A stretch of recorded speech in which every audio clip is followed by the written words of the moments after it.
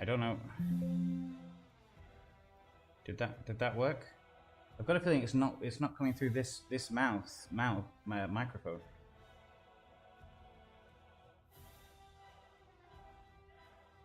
I think it's coming through my laptop speakers. Does it sound like normal, or does it sound a little bit weird? I seem to only be able to pick. My mouse is going crazy. Everything is going crazy. I don't understand why.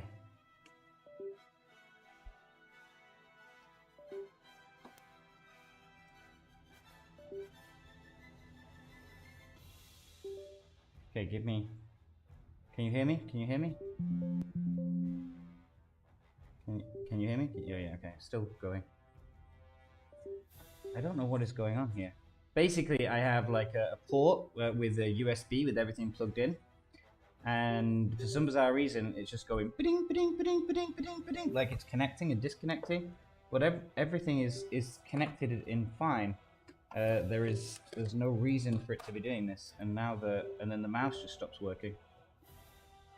This is super weird. It's almost like there's some robots in my microphone, in my computer. You can hear the ba-ding, ba-ding. Yeah, I'm sorry, I don't know why it's doing that. Something must be clashing with my audio settings. Give me 1 second to try and find. I don't know why this microphone is not showing up on my audio options. Which doesn't make any sense. It doesn't make any sense why this microphone would not be working.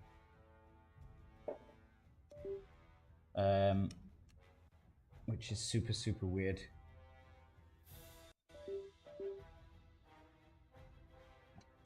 If it continues, then I have like an emergency solution. This doesn't seem to be plugged into anything. Okay, I'm going to plug the microphone directly into the laptop instead of to the port. I apologize for the pidding. I will be with you in a second to look at this season and show you an update. I apologize. Yeah, hopefully that will stop it now. Right, I plugged the microphone directly into the laptop. It's not gone into the. But it's still not showing. Oh, there it is. Okay, right. Sorted. It's all there. It's all good. My apologies for that.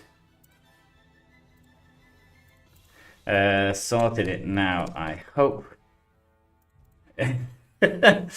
Dude, I don't know why. Like the last time, it also had a problem when I was connecting it to the stream, I have no idea what the problem was. Like it disconnected the microphone from the settings, the same as this time. But this time when I went to it, it was just disappeared. There was no options. Ay. Right, okay. Let me okay. Better. Right. Let me just check people saying, oh, okay, I see. Right. There we go. So I wanted to have a look at basically Witch King reports that have started streaming in. And I know there are certain commanders that are so ridiculously OP early on. And I want to kind of highlight how crazy some of these builds are. And I keep saying to guys in the channel here, I'm like, don't get too stressed about it, because Witch King is super powerful, and loads of evil guys have just invested everything they can, all the Christmas stuff, all of the chests, switched everything over just to get Witch King. So they are powerful early on. True that, definitely. But towards the middle game and the later game, they become much weaker because the rest of the commanders are fairly terrible. But I kind of want to show you. Let's have a look at how I was doing against some Witch Kings, and I was doing okay until I would always come against Witch King. So this Witch King is only one level higher than my Theo. I mean, it's not a good mix for Theo, a good fight for Theo anyway. But he fairly ruthlessly slaughters through. I mean, look at that damage. I mean, either Witch King needs a slight tweaking, or possibly more than likely just Alchemist needs toning down. Perhaps. I think any unit that can do this amount of like siege damage, and plus 300% normal attack damage, plus you give them like abilities, or you buy points into things that give them like maximum damage. 66% of causing maximum damage. So okay, fair enough, they might have a variance, but but always being able to hit that max damage plus 300% burning damage plus the solid siege damage is it's a little bit over the top when you compare against something, say, like I mean, what would be I would say their comparison would be maybe the Dwarven Master Throwers, because they have sort of like that similar low. Okay, they've got a much higher top value, but they don't have this 300% extra burn damage, so it kind of makes them a bit applicable. But they have way much lower siege. I don't know what the base siege of this is. I know that's been boosted up, but they do have a fairly solid siege basic. And the stats aren't too bad. Okay, you might say, okay, they've got a hit point and they've got defense vulnerability compared to the Axe Masters. Fair enough. Apart from the fact that it's very easy to access tank units for evil that absorb all the damage for the first 3 or 4 turns, which is when you're going to be doing the damage output. So it's kind of like, okay, this is their weakness, but it's so easy to counter the weakness, so it doesn't really make it a weakness anymore. These are way too powerful in my opinion, but that's about it. I think the rest of the stuff, the problem is the rest of the stuff is pretty dreadful for evil. So there's a mix match in that one thing is so good that all evil have to go for that thing. Yeah, it's so powerful for Alchemist and Witch King that everybody has to go for Witch King. And as a result of that, it means, like I said, early on game, they are really, really nasty, because just everybody, I could scroll down here all day and it's just all Witch Kings there got nailed. I'm going to be talking a little bit in a short while about Galadriel. I respect her for anti-evil with the White Cows. I have not been impressed, and I'm going to respect back again. I don't think that's particularly effective. I've only fought like 3 battles, but I don't know if you guys have fought more and found it, but I find that maybe it's just because I've still got 8 points to go yet.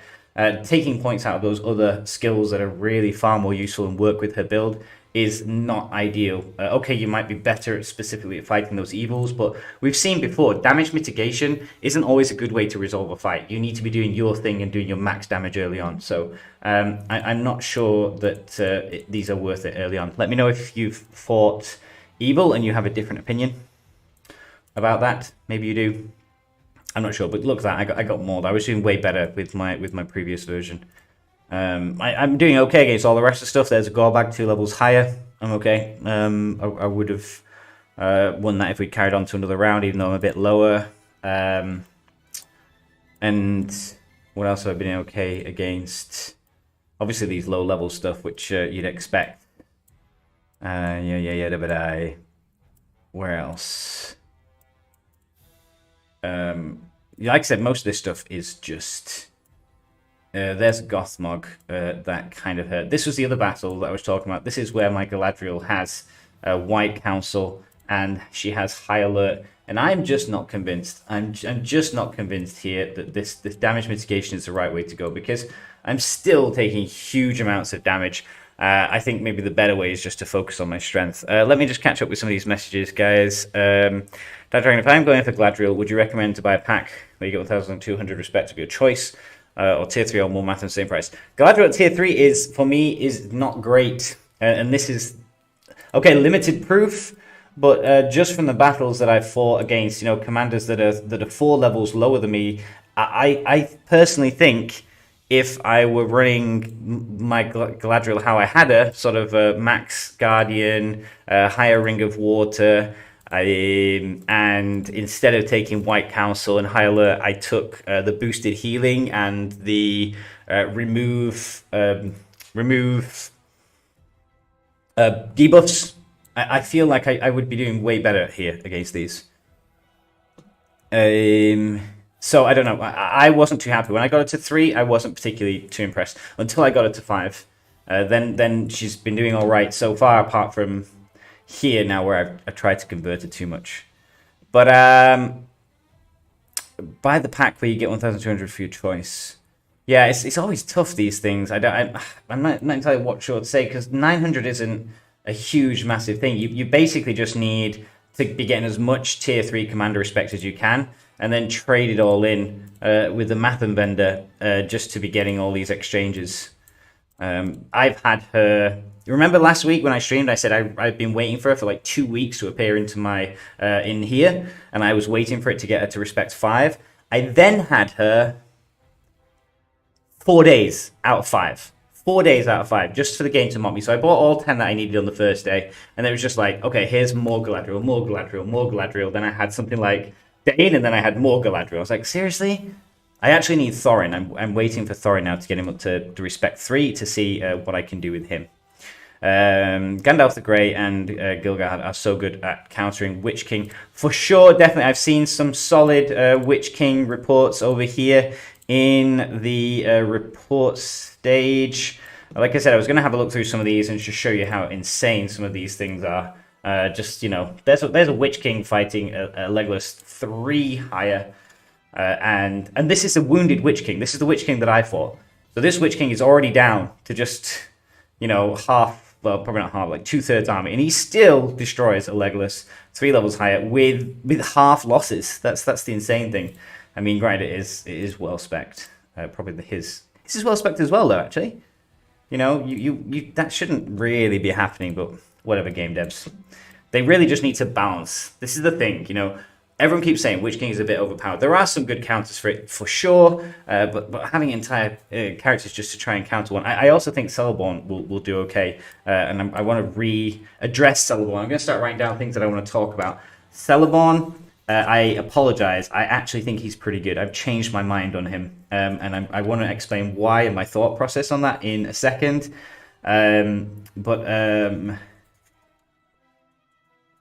Sorry, I'm just writing down things that I want to talk about. But I miss using Gandalf the Grey. But here's a Gandalf versus a Witch King. Again, it's the same guy's Witch King. I mean, the only good thing is slowly depleting his troops, I guess. The equipment is not fantastic. I've not had a look. White Council again. I don't think White Council and High Alert are necessarily the right things to do. I've kind of gone off those skills compared to just building him how you were. But yeah, maybe. But I did see one a bit further up here where he did well. Let's have a look at Souls did some pretty good job early on. They're wrecking alerts. Jealous of your Galadriel. You see, you haven't. If you're still watching, I notice you haven't gone with the White Council, and I'm starting to be swayed by this. I think this is the right call because. She destroys the Witch King there. Okay, it's a bit lower, but then also goes into alerts and still has a good solid amount of troops left.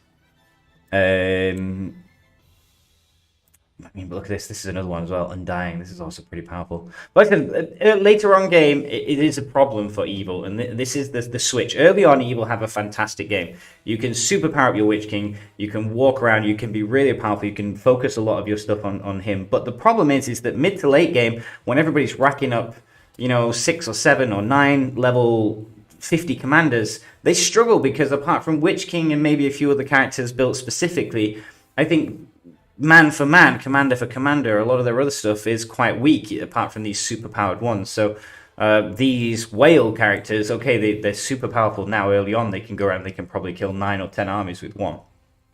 Actually, later on, when you get level 50s and you can probably kill theirs with maybe 2, then the rest of the stuff becomes a problem because all the rest of your commanders are probably better than the rest of their commanders. So you can cause them a whole load of problems. But yeah, that might be a problem soon, the Undying. It's quite a nice build. Lots of really high level gold gear. Where was the... I want to see the nice Gandalf.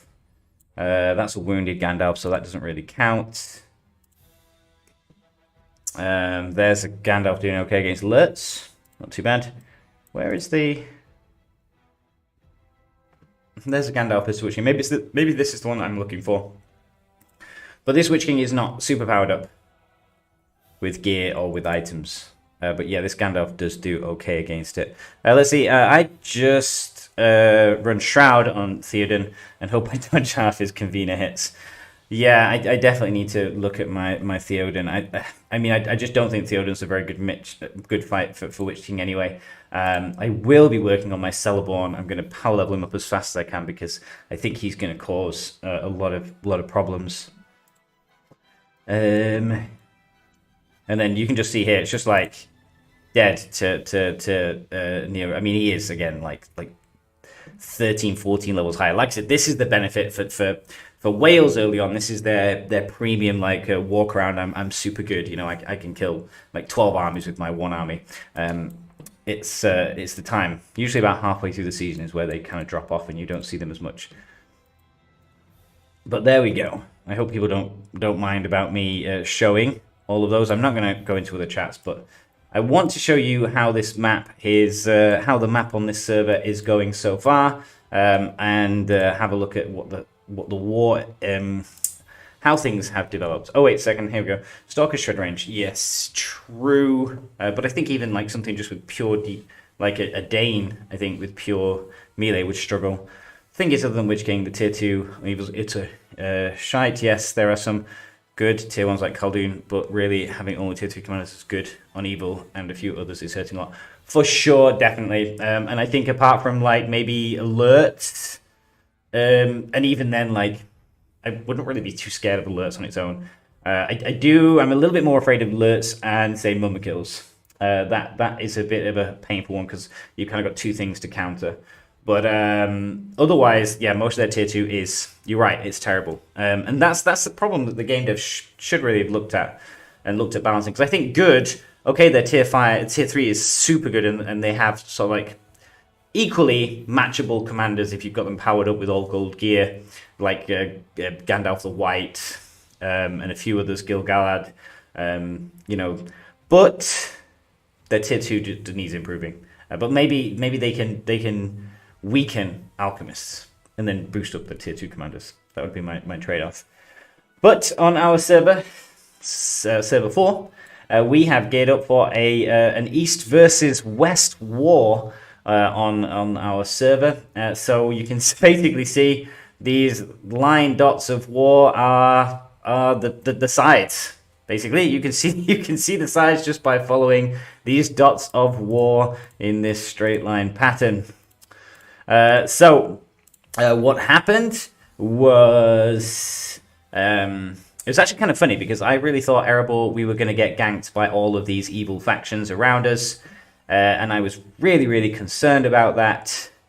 But actually, that didn't end up happening at all, which was weird.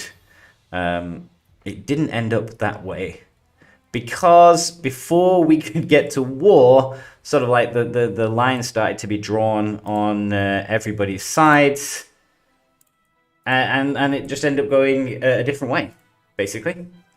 So like I said, I was fully expecting for it to go Erebor versus Rune, Variags, and Gundabad, because we know that they kind of like had a sort of like agreements going on early on between these three, and we were kind of getting a bit pushed at these borders. So we thought, okay, it's gonna be Erebor versus all evil around us, and maybe we're gonna have to push away for alliances. But it sort of like came out that Linden were getting pretty pally with Gundabad, and Linden were getting pretty pally with Rohan.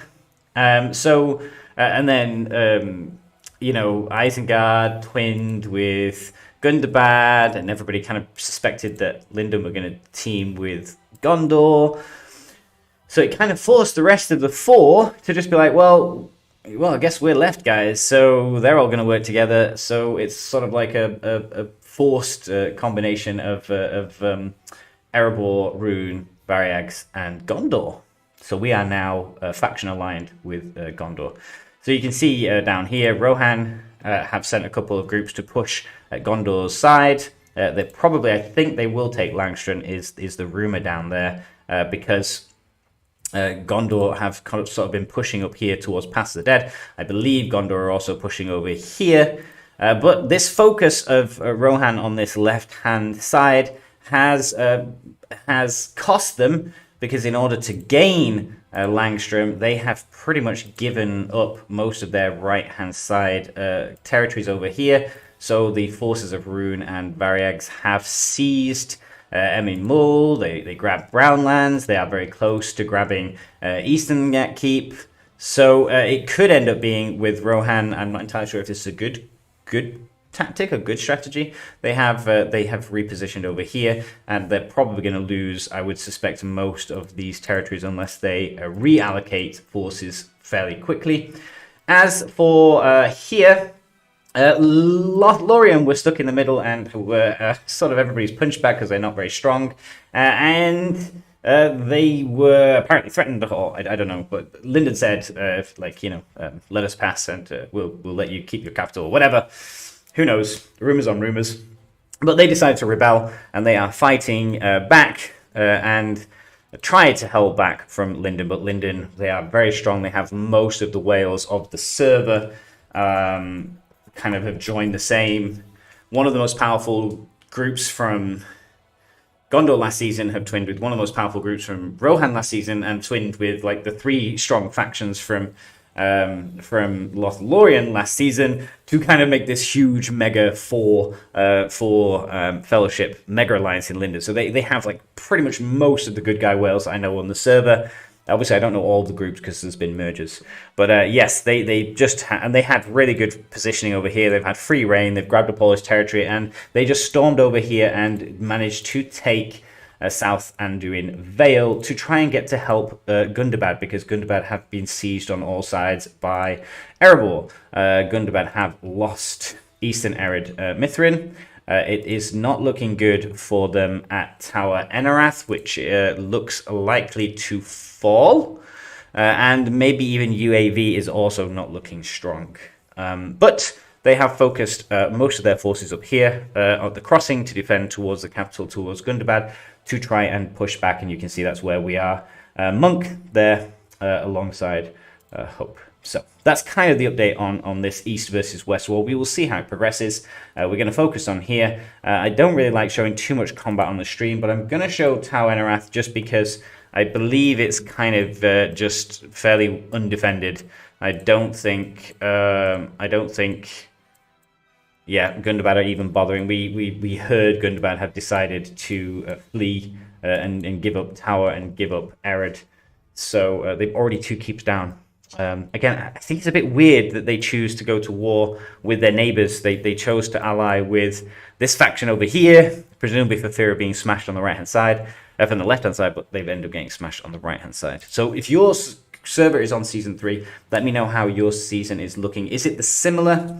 I have to say I am not a huge fan of United Factions at all. I think it's a step backwards in the game. You have the United Factions, you twin with them, you get like a shared chat group in the channel, you can use their tiles, but I feel like we go to 12 factions and it's kind of like, oh, this is going to start getting interesting. Okay, like 4 or 5 of them are going to be irrelevant, nobody's going to be inside them.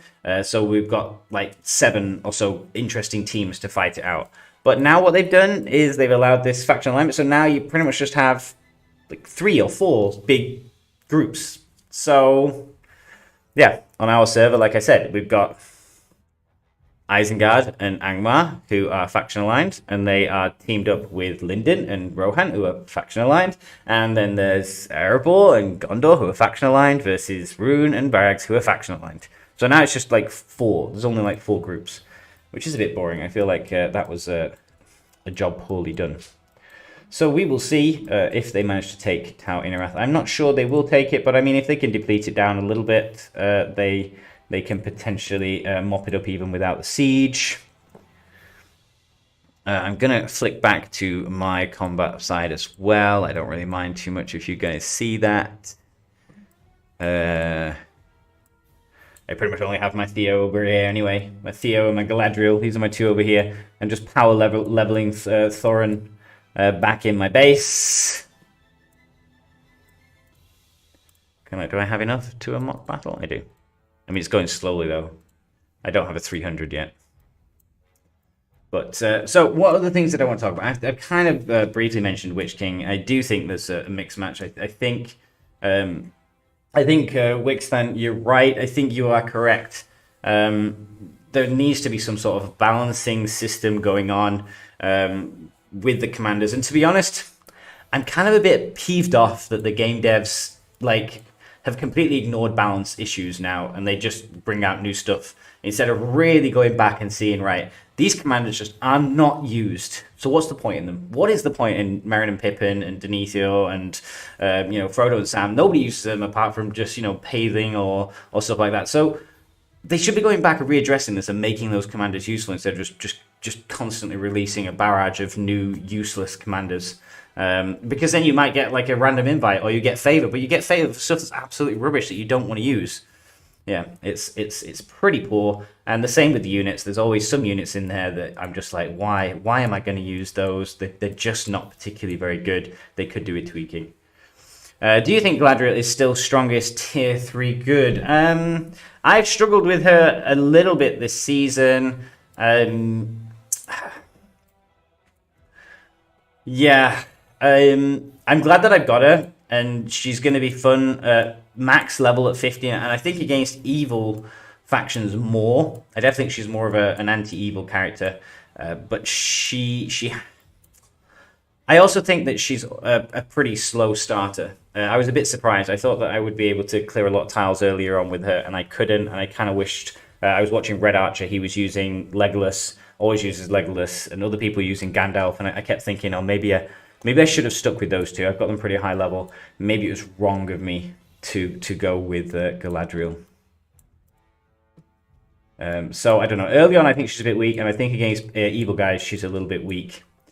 But has to be at the end of the season. At the end of the season, I think I'm going to be like, oh, yeah, Galadriel's amazing. Yeah, okay, I'm fighting Lyndon. Yeah, oh, this is so good. I'm really happy with it. Right now, after the early season and fighting the evil, I'm just a little bit like, oh, maybe I shouldn't have started with her. So maybe that's a lesson. Don't start with her. What's your opinion of King of the Dead after the rework? Still not a viable investment since it's tier 3. I've said this before. I like King of the Dead. And I think now that I've got 2 decent tier 3 commanders that I'm kind of happy with. I'm not too far away from getting Thorin up to respect 3, which is where I need him to be. I just need him to appear up in the Mathen chest, so I'm going to get him to 3. I'm slowly working on Galadriel as it comes. If I were to get another commander tier 3, I would choose King of the Dead, but I've said this before. I used to play Magic the Gathering blue decks, and I kind of like that counter funky funness of just stun lock and countering things. And I feel like King of the Dead is that type of commander. He's just there to cause mischief and really screw with people.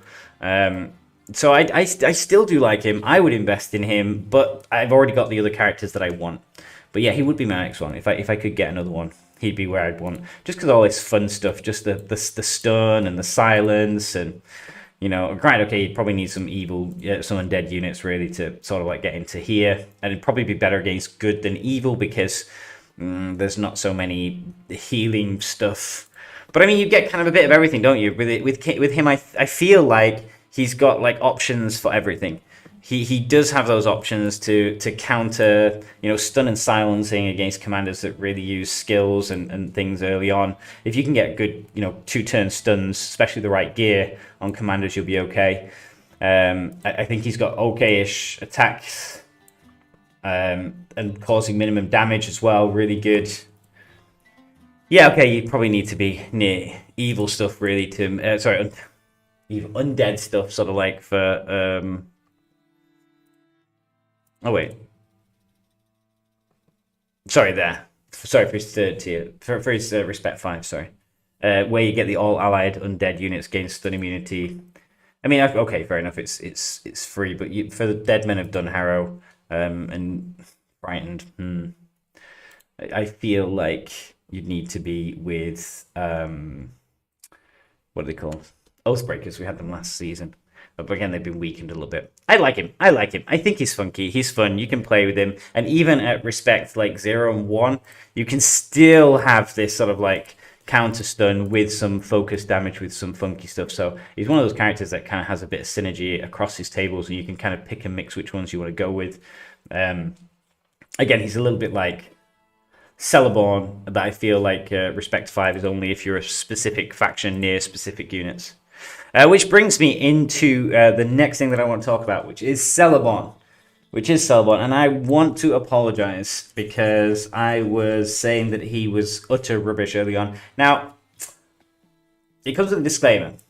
I still have question marks about certain things to do with him. I still am not a huge fan of the fact that he's got a main ability here that only affects the special unit of one faction. That I don't like.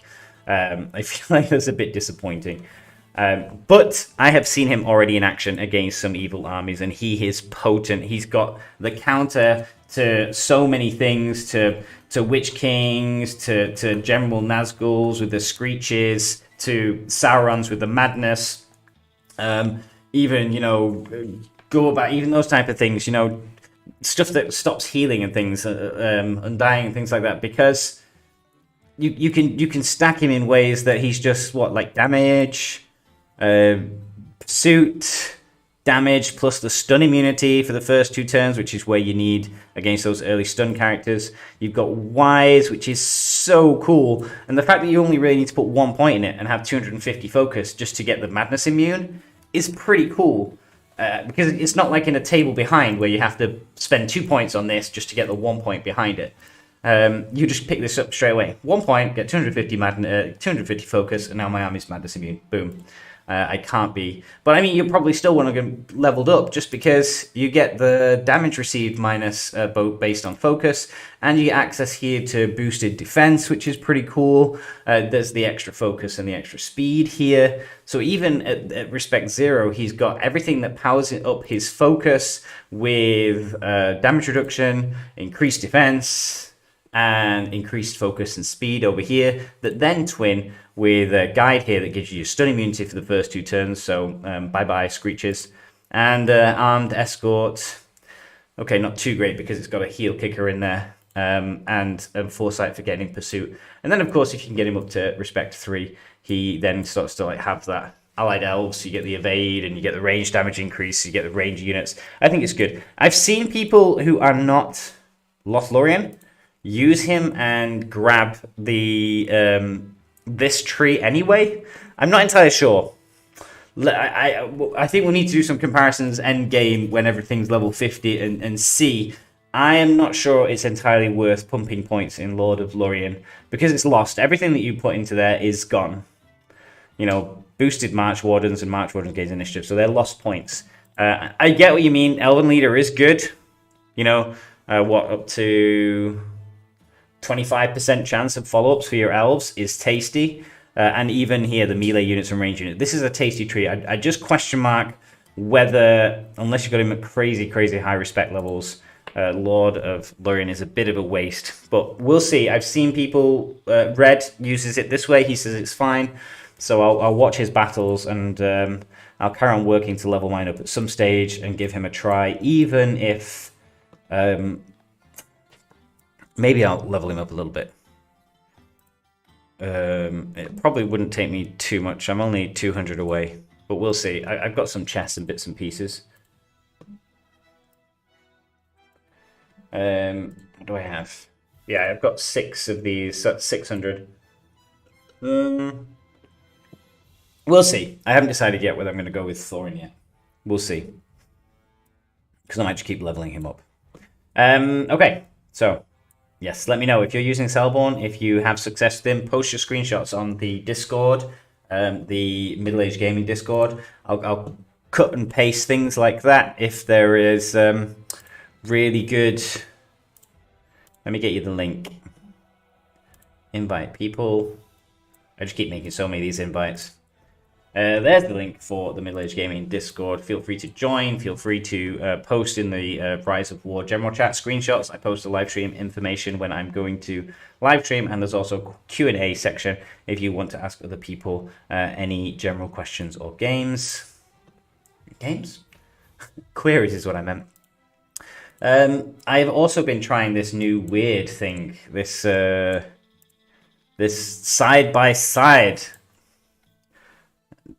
I was like, what? What? Yeah, it kind of confuses me. They seem to just be adding random content. But this is the side-by-side menu. You basically, I was late to the show. I don't know if I got teamed with a good guy or not. But you twin with a person, and you have all these progresses, and you get certain loot for doing each one. And then if you complete all of them, you get some stickers, some atom chests, worn equipment, and some gold. The chat is easy. You just have to befriend somebody. So just befriend the person you're talking to. Chat 10 times. Just the one person you just send like hey, hey, hey, hey, hey, hey, hey 10 times to. And invite your friend for a drink. Just use the drink emote icon. And then boom, that's done. So that's super quick. Get these rewards. Woo, 20 math and vouchers. Yay. Then you can solve the riddles. You click this. It gives you 10 riddles to solve. They're a little bit tricky, actually. I'm not massive up on my Lord of the Rings lore, and it's been so long since I saw the movie. It was a bit of a pain. It doesn't matter if you don't succeed. You can just keep retrying the riddles. There are 10 of them though, so you might want to write down the answers, or if there's one that you don't know, write down the question and Google it, or just do trial and error. It's what I did, and eventually got through them all and got my 10. So that's that done. Cooperate, you have to do some mini tasks, and if you use commanders that like each other, you apparently get some bonus. We used a pretty good combo and it didn't really give us much extra, so I don't think that matters too much. But we've only done two out of 6, so I don't know if this is every day you get 2 more, I guess. So you get 2, 2, 2, so we can't finish this one until the 3rd day, I guess. And then companionship over here between the two of you. You've got to open Matham chests. You've got to kill mobs. You have to complete tavern tips, occupy land, and spend ability points. So this one is pretty easy.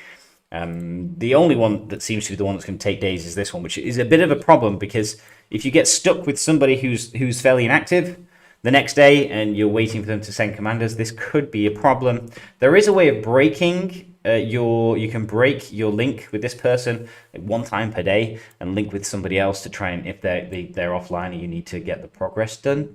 And also, if you've completed your progress, you can break your link, go with somebody else and help them, and you help their progress even though you've already finished. So you can do that as well.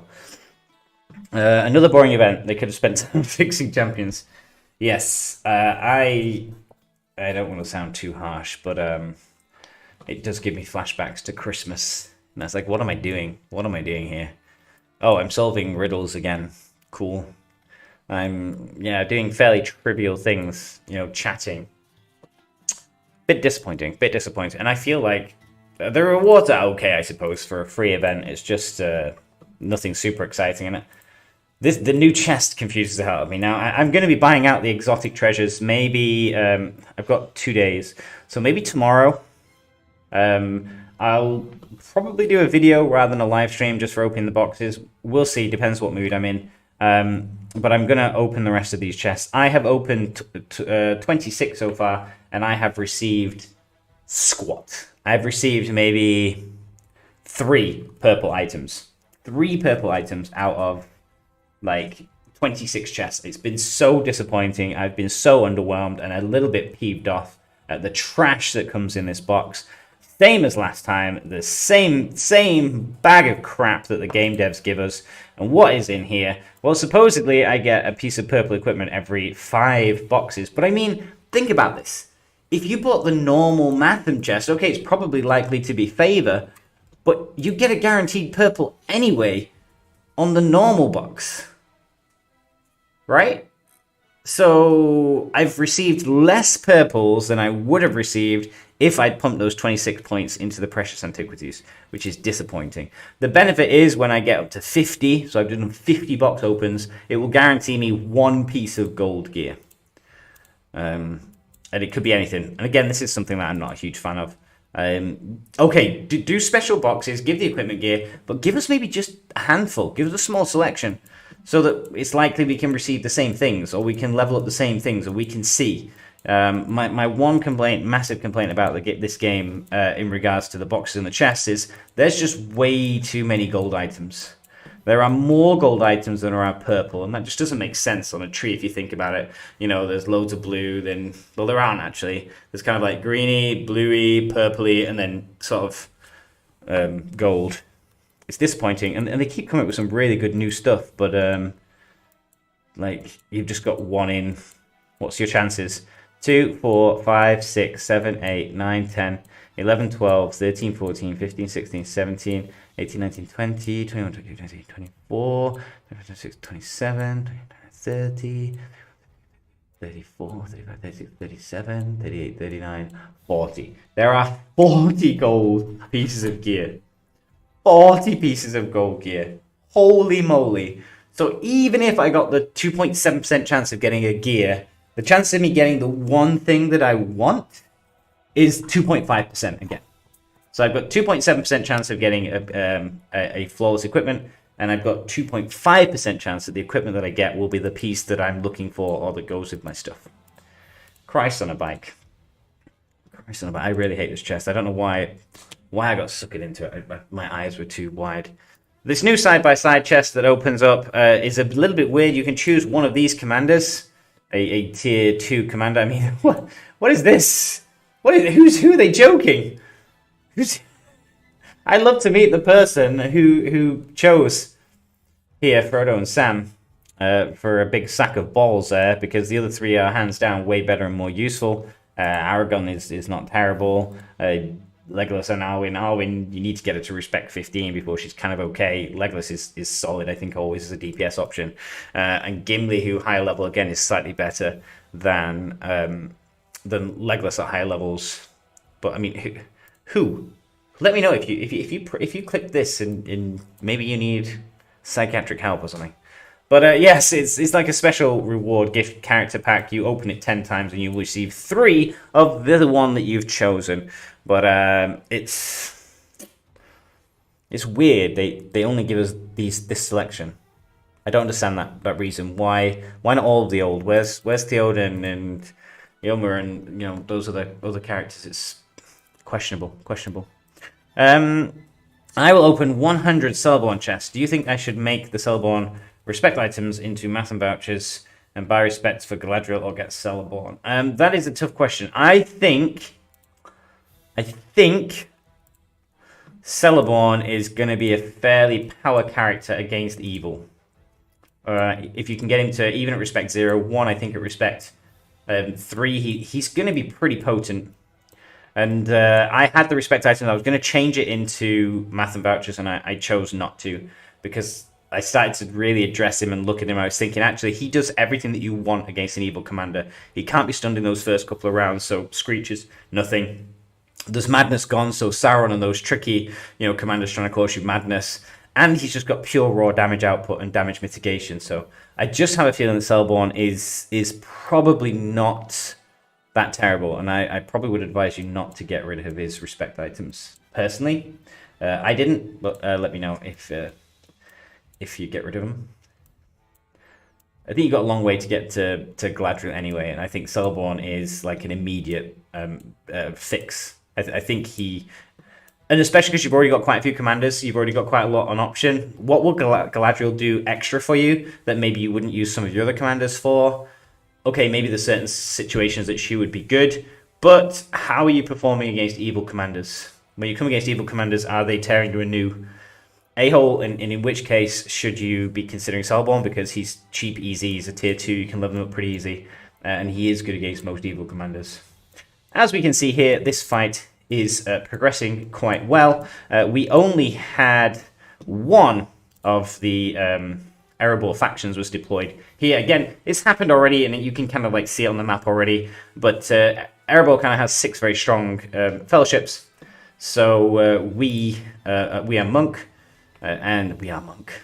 We are up here trying to hold the crossing just to kind of delay Gundabad a little bit. And 2 of the factions went over to take Eastern Ered, Mithrin yesterday. They managed to take that pretty quickly, Hope and Fire. So cleanup job over there, just get rid of everything that is Gundabad, whilst Arkan are very close to Tower Enarath, and I'm not sure they will take it, but they are cleaning this area like crazy.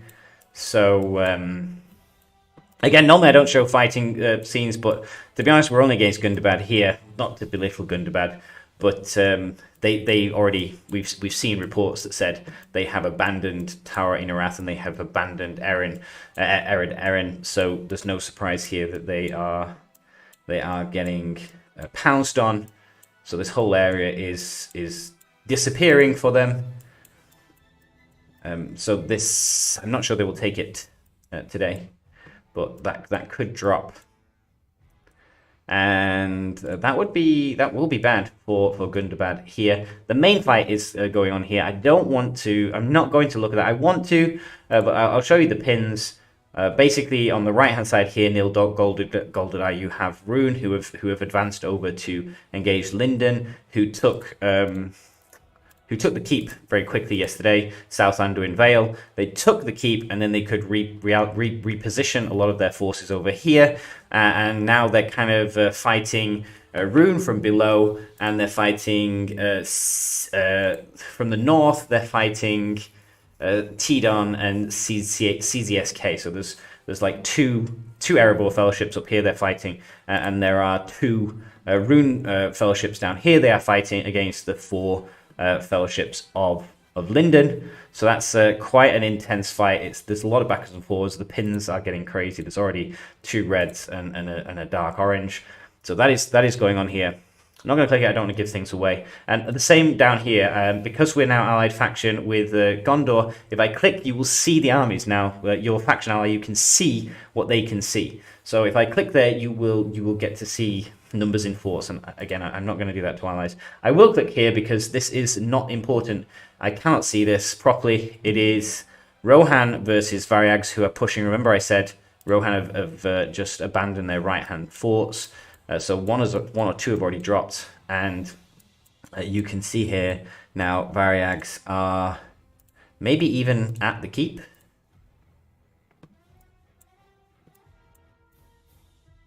Maybe not.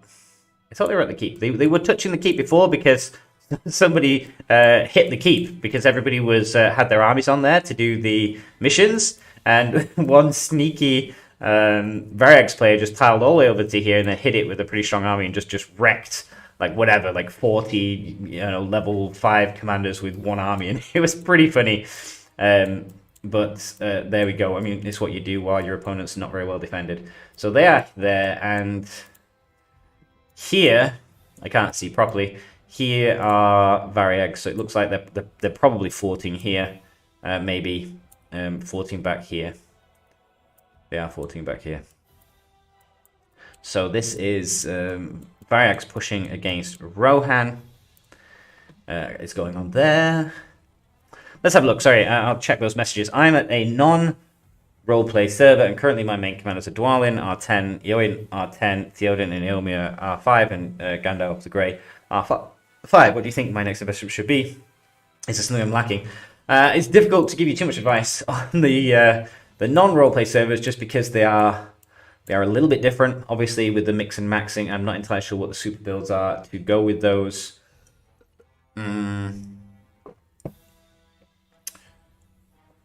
So, again, because I know you can mix and match, you can grab evil commanders as well. So, I guess if you're going to stick on non-roleplay, then maybe at some stage you might want to consider grabbing an evil commander just for some of the links, but it depends on the look. Like we talked about early in this early in this stream, there's so few evil good commanders. So few evil good commanders. There's so few good evil commanders, what I should say, that you're kind of and a lot of them do the same stuff than what good commanders do, just poorly, I feel. So unless you can just really look out and grab like a Witch King, then. But I mean, there are also some good guys there to grab for sieging, which is one pretty big weakness of good guys. I feel like you've got to pick a mix there, though, Matthias. You've got a good mix. You've got Dwalin, who I think is solid against events. He's got that fire immunity. You've got Eowyn at R10, who I think is okay. You've got Theoden, though, so at R5. So I'm not sure how much you use Eowyn, because I think Theoden is hands down way better. And Eomer is a solid DPS option. I'm guessing you don't really use Eowyn that much, because Theoden and Eomer probably take the bulk of your cavalry, right? Rather than running 3 cavalry armies at the same time. I don't know. But Theoden and Eomer are pretty solid, and Gandalf the Grey for your tank. So you've got kind of like a nice mix. So you have to kind of think of, if you get a commander, I always say this, if you get a commander, what extra will they bring to your fight? What else can they do for you? it's always my criticism about new commanders when they come out. What do they do? Do they do something better than a current tier 2 or tier 3 commander does? And if they don't, then I tend to think they're pretty bad. So it's the same for you. If you've got all those really strong characters at R10 and R5, which commanders, what are you fighting or struggling against where you think, oh, maybe I need a different commander, maybe I need different units? That's kind of like how I work, where I go. I was struggling against Madness and stuff, and I wasn't really enjoying it, so I just focused and went with Galadriel. And I've moved my DPS to Thorin from Legolas just because I feel like he's a bit tankier. We can see here this is the Gundabad crossing, which they are trying to defend at all costs, is the message we've seen. Like I said before, Gundabad have sacrificed and forfeit the entire keeps of Ered Eren and Eastern Ered, and they've sacrificed potentially Tower Tor Inarath. And their aim now is just to put everything onto this crossing and stop anything advancing. That is their game. So it's a little bit push and go. They sometimes push all the way down to our line over here. They destroy a couple of forts, and then a lot more forts get rebuilt, and then another extra line of forts gets built behind these. And then we push out and tend to kill their forts. What they have done, their tactic, which is similar to what they do last season, they kind of pick one point. I'm surprised they've done it on a Mysterious Spring and not the 300. They just put all of their whales onto here, and just to make one force, but to try and hold that point. But that's it. All their forces are here. They've got some stragglers and around on bits and pieces. But other than that, this guy's got a vendetta apparently. Other than that, they actually don't have any fallback point. This seems to be one of their issues here. They are kind of fighting from the crossing. They don't really seem to be fortifying any point outside of this. So these fortifications are getting thicker and thicker and thicker, and are getting further back and are pushing closer forward. They've now lost. We're about to lose our. Well, we've lost our war. We've lost our war declaration. They have also lost their war declaration. So in this whole area now, they're going to struggle, because we can push all the way up to this crossing without a problem. Like I said, they've built quite a fair few forts on this side. I mean, tactically, whether that's the best decision, because when we look at it, if Tower Inarath falls back here, down here, or even if it doesn't, that kind of leads to the south flank of their forts here. So yeah, interesting. We'll see how things go. This push is looks to be going on. I should try and get my armies ready, I guess. Ooh. Theoden. My cavalry have taken a beat, and I've mainly been letting Theoden do all the heavy work, and he's kind of been feeling the damage here a little bit. I had 700 yesterday barracks, and now I'm already down to like just under 500. But I have unlocked Iron Warriors, and look, my first sets of Iron Warriors are coming off the production line. So yeah, go boys. I'm gonna try and rebuild. So I'm using Guardians and Throwers for one of my army. I'm using Tower Guard and Throwers on my other army, and then I'm using Cavalry at the back for my last army. I do have a load of Ram Riders, but I've chosen not to use them because I think they're a little bit weaker against evil, and they don't fit too well because Theoden already is my main army for fighting at the moment, and he has that minus 35 defense or whatever it is. So often in battles, the evil army has very little defense. So I've not invested I've not put Ram Riders into my army yet. They might come in if I change opponents. I've been mainly running with Cataphracts, Bow Knights, and Cavaliers, which is doing so well. Like I said, they are taking a beating So I'm trying to keep them populated up. And I'm just trying to pump out Iron Warriors, and I'll put Iron Warriors on my front line. Let's catch up. I don't even have the exotic chest. You don't? How do you not have the exotic chest? Doesn't make sense. You've already bought it out, or it just hasn't appeared? Oh, I've also got these as well. I'm thinking about investing in some of these maybe tomorrow. We'll have a look. I can't quite decide if these are worth it. I mean, you kind of get the chest for free compared to just buying the gems, if you're just going to buy the gems.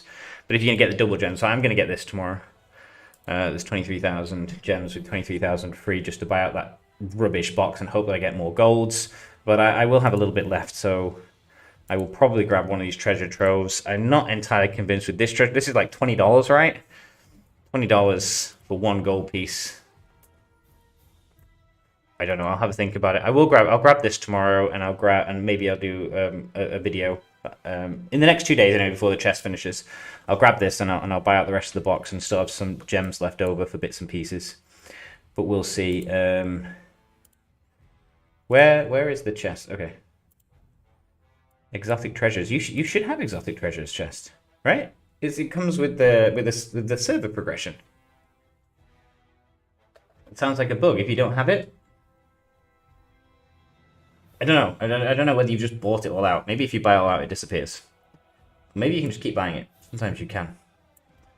Hello, Tikosh. Sorry about this. I've just been ranting on my own for a while. Let me just replenish my troops. Now I do have enough to get Theoden on the go. It's going to take all of my cavalry, though. I'm not going to have any cavalry remaining back at the base. And what I'm also going to do, remember before I said I'm not happy with my Galadriel. Dark Dragon was talking about Galadriel there. I am going for Galadriel because I have a lot of commanders with bad sustain and focus damage. My main commander in Haldir with 90. Oh yeah, okay. If you Haldir, you definitely need to replace him probably. Haldir is not, in my opinion, a very good commander. Definitely on the lower band. Theoden Dwellin's good, and Dane. So my Thorin has leveled up. Do not laugh too much. I'm having to buy this crap stuff at the bottom, but I'm nearly here. As soon as he appears in the Matham Trade Exchange, I will be at 3, and I will be rocking this DPS build. I'll let you know how well that compares. I've seen a lot of other people deal it. It does seem to be far more effective with this an extra physical damage attack with dwarf defense stackable with dwarf hit point increase at max, plus him ignoring 50% of the defense. And the first 4 instances doing extra damage for these skills, potentially good as well against some of these evil mass troop armies. Get that DPS in there early, fight fire with fire. They're going to hit you with a whole load of damage and try and do like 300,000 troop damage. So you try and whack in there, get this like plus extra, whatever, 50% damage on top of your, maybe 700% and do like 750% damage and bam, bam, bam, it's game over. But I'm going to respec my Galadriel. I said I'm not happy with this White Council table. Please send me reports if you've got this working, but I just feel that this is a waste. So I'm going to reset this. I'm going to go with my build before, which is very similar to Souls. I'm going to max a Mistress of Magic for that super focus damage, and my normal attack now does focus damage. I'm also going to... Did I have this maxed? I'm going to take it up to 6. I can't remember if I had that maxed before. I have 1 point in the Madness ability. Then I took boosted focus. I think I took this to max. Let's see. And then I took Ring of Water.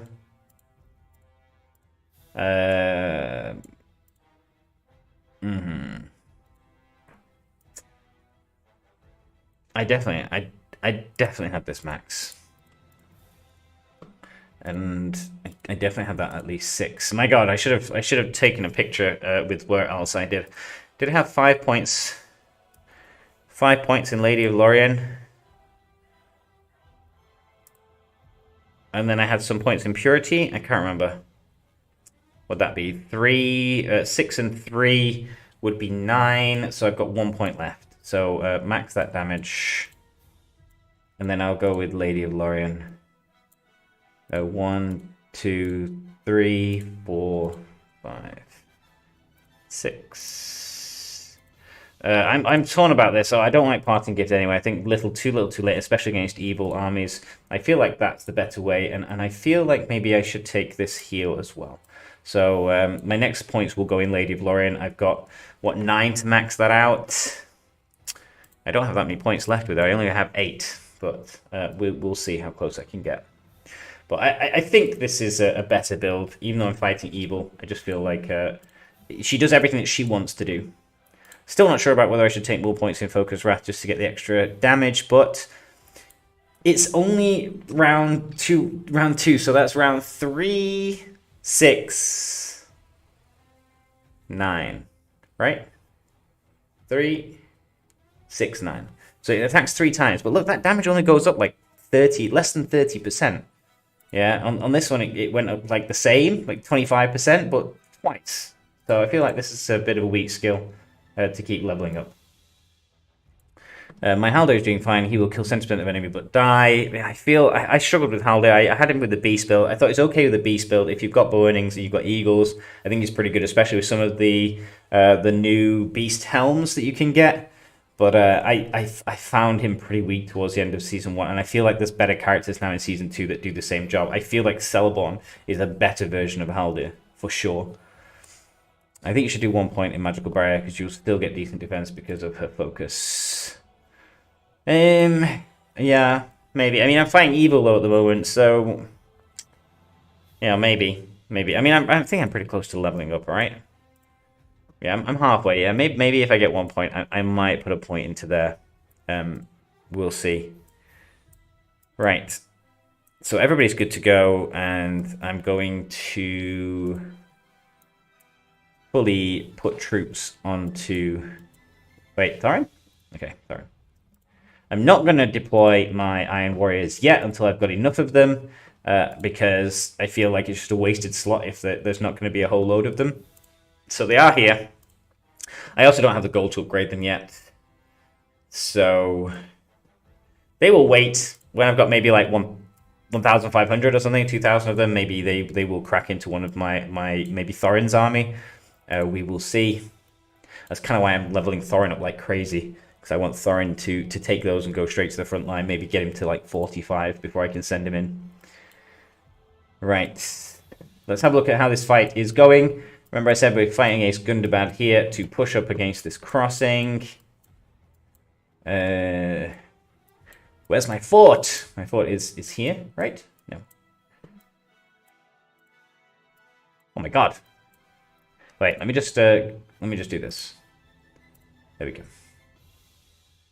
Okay, so this is the fight I got here. I do have...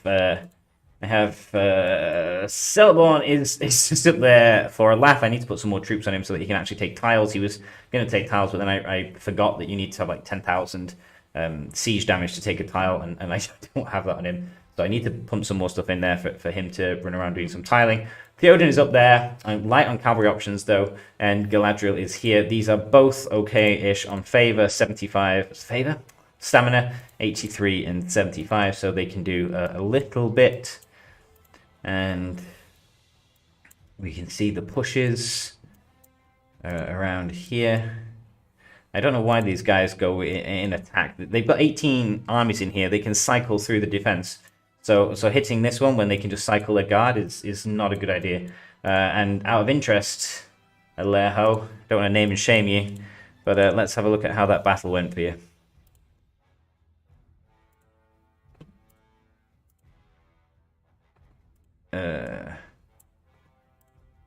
Where do we go?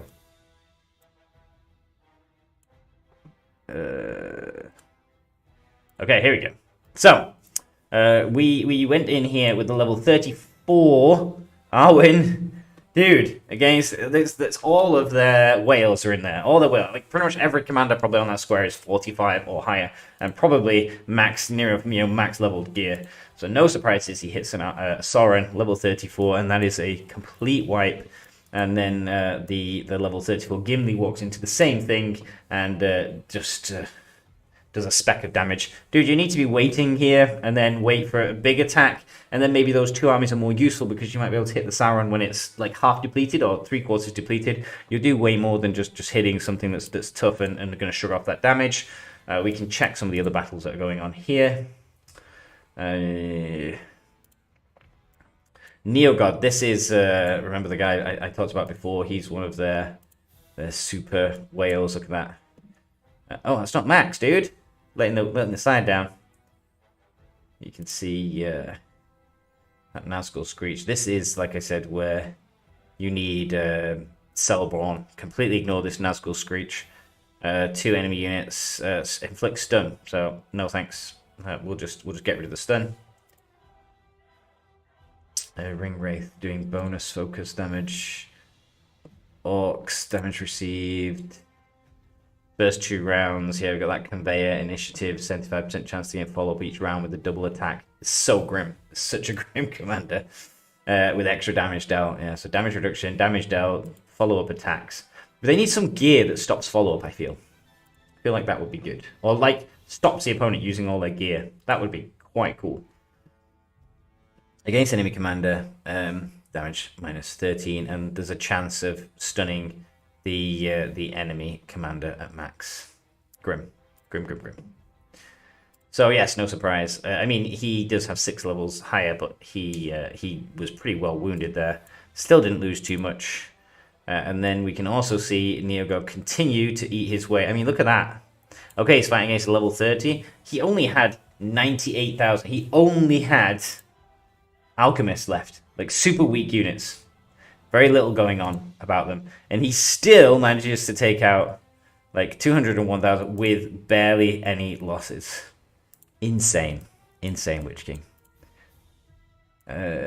He takes a low level tile, doesn't matter. And finally he dies. Finally he dies to a level 39 Gandalf going in there. And still takes 24,000. He still, you know, causes 600, over 600 dead or wounded. Crazy. Absolutely crazy, Witch King. Go away, Witch King. Go away. It's just, I'm tired. I'm so tired. It's like, okay, is it Witch King? Yeah, okay, let me guess then. It's a handful of trolls. Oh, yes, it is. It's a handful of corsairs. Yes, it is. Oh, and then it's like 4,000 alchemists. Yes, it is. Ay, ay, ay. Ay, ay, ay. And then we have here some random guy fighting 200 tiles instead of... Is this at the warfront? Okay, that's at the warfront. I'll allow it. I'll allow it. You can take tiles while it's a fight. I really hate... you can kind of be sneaky checking the battle reports of everybody in your fellowship. Because sometimes you can go into this public and you find battle reports of some guy who's on the other side of the map, like, you know, farming some level 150 tiles. Like, seriously, dude? We're in a war, massive fight, and you're halfway across the other map crying? Ay, ay, ay. Well, here we can see, like I said, remember, I said this line looked fairly fragile for Gundabad. They have stacked all their whales over here on this 15 block, but there's nothing here, and this is all woodland realms. So this is there's no debuff here for us to attack and to take stuff out. So we can just walk all the way over to this crossing with no debuff. And just take everything out. And everything that we build, all the forts and all the stuff, they're going to have to take with the siege buff down because they don't have war for another, like, 2 days. So, confusing, questionable. Very, very questionable plan here. You can see the guys slowly falling back from this 200 tile. Still...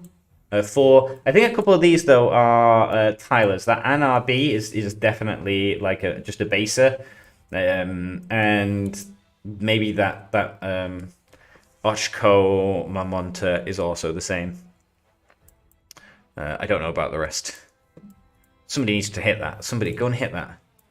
Mickey Two Shoes. I mean, the problem is that you want to hit it with something that you don't mind losing your army because at the end you're going to hit the 300. But you want to whack and kill those 4 armies and get them away. Is he going to do it? Go, go, go. What's going on here? request from Ronan. Hello. Oh, different server. You can. I didn't realize you could request from other people from different servers. Hello, dude. Looks like you're on a different server. Are you? I'm not sure. I guess you are. It will say here. Oh yes, you're on server 0000000000006. Last season you won. Sorry, just randomly checking up your stuff. Let's have a look here. The reports. Again, I don't mind showing this reports page. You will see these fightings. We got loads hitting him. Okay, so I'm sending all my armies there. They are going to. Oh, that's the Neo God. They all just slammed him and they took him out. So he has gone. The push is real. This side of the river is nearly all the way back to the crossing. It is defense stations for Gundabad. And I feel like they've wasted a lot of stamina throughout the day. A lot of their whales and stuff. It's been the same people attacking most of the day. So how they are for stamina, I'm not entirely sure. But this push, like I said, I was worried for a short while before. I actually shouted everybody to start making more forts. If you come back here, you can see my build a wall fort line because I was worried that it was going to kick off. But actually, it looks like it's not been needed because they have been halted here after their day of slow, just constant, like trickling of attacks. So now it's a wave, counter wave. We'll see how well this goes. Who's going in here? I was curious for this blue line. It's like 600 miles away, dude. Who's going here? Widowmaker! Dude! 11-minute attack time! Jeez. Okay. See now what happened on the first initial push. So the idea was potentially if the stuff went well yesterday, it was kind of if we could take that crossing, it would be to kind of like push down and clean up forts and sort of hit the north bit of tower. We kind of drew the short straw a little bit because like I said, Gundabad sacrificed these 2 keeps. They pushed everything towards us, and it's been like an intense I mean, they only have 1 super strong fellowships and 2 other fellowships, but it's been pretty much all of them against us. But now, finally, Hope just reallocated from this side of the map to this side of the map to help and support. So it's kind of tipped the balance a little bit. But yesterday, we managed to push all the way to the crossing, but they had a couple of whales on this side of the crossing. Derwin or something, I think his name is, pretty good. No, it wasn't Kieran. It begins with D, but it was one of their pretty solid players, and he just had like a really solid character on here, and we were just slowly and piecemeal sending armies, which allowed them to gather, reinforce a whole load, and then push back again, maybe about 12 hours ago. So you can now see that they are swarming back to this crossing. And sacrificing this area. There doesn't seem to be a lot of movement here. They seem to be, I'm guessing it looks like a recall order. Yeah? I'm not seeing any deployments to here. This is probably the only deployment that I'm seeing forward. The rest seem to be armies coming back. Going back. They're losing tiles here. That guy's going to lose that very soon, I suspect. These guys coming back. No, there's still some pushes around here. Oh. Okay, so there's still some combat on this right-hand side of the flank. The left side of the flank looks like it's sort of withdrawn and they're pulling back. So we'll see. Let's have a look at this. My seasons will end the 2nd of March, and then I think it's a 2-day period. It is a 2-day period until Season 3 starts. And then you'll open 100 Blessed Land Chests. Presumably after about a day, you have to wait for the server progression to hit the first loop, which should be about a day, and then you'll be good to go. That chest was actually quite good. Didn't do super well. I think I just did about average. Wait, that person is from my mixed server. Really? Ronin? Let me see if I can see his message. Here, there's Ronin. Hey, watching your stream. Hey, hello, Ronin. It's like some box in a box scenario. There we go. Tikosh is saying you are from his mixed server. So Tikosh, you are also on server 0004. What's your name on that server? Which group are you with? Maybe you're in the same group as Ronin. Who knows? Can I check that? I can't check which faction he's in. Unless the people put it in their descriptions, I can't tell. So maybe he's in the same group as yours. Maybe he's opposing you. Maybe he's just killed you. We will see. They are pushing this. Push.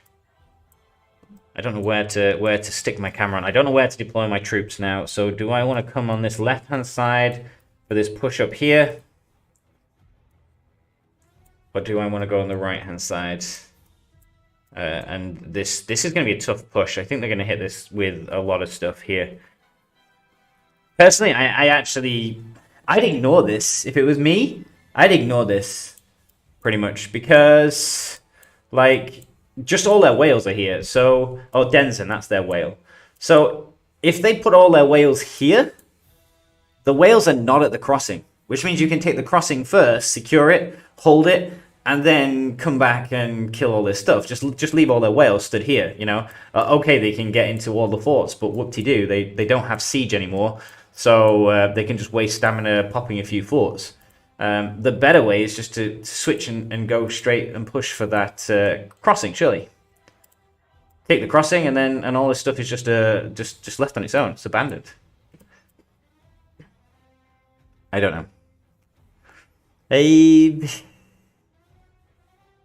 what's your in-game name? He didn't. We have a pretty big alliance. Yeah, Takash, what's your name on that server?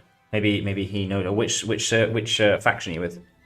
I'm going to open the chest because I want to get my Gladriel. That's why I went heavy deep into it to get Gladriel. I didn't actually do really well with her. I think on the open you'll see. I only got like 3 of her favor and I got 6 or 7 of the other crap guys. Kurgon's favor, which I end up having to trade in. But we can see here there is some action going on around here. Who's coming over here? Berserker? Can I get... No. Too far away to get into that fight. I'm gonna move over here though. Get into it.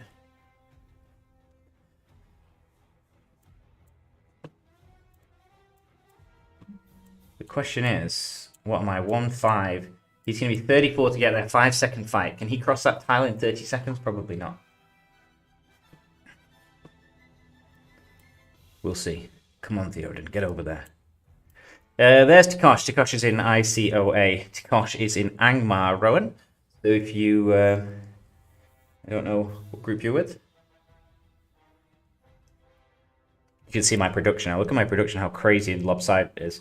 I just have all the stone. Nobody was going near the stone near me, so I just grabbed all the stone that I could. So as a result, I have like 70,000 stone production. I just have to keep switching it every day. Right, let's have a look.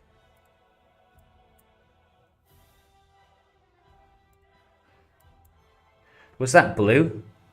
That was blue. Okay, so Berserk. I can check what he's using. Berserker. He has a 27 goth mod. Okay, that's not a problem. He's just grabbing tiles.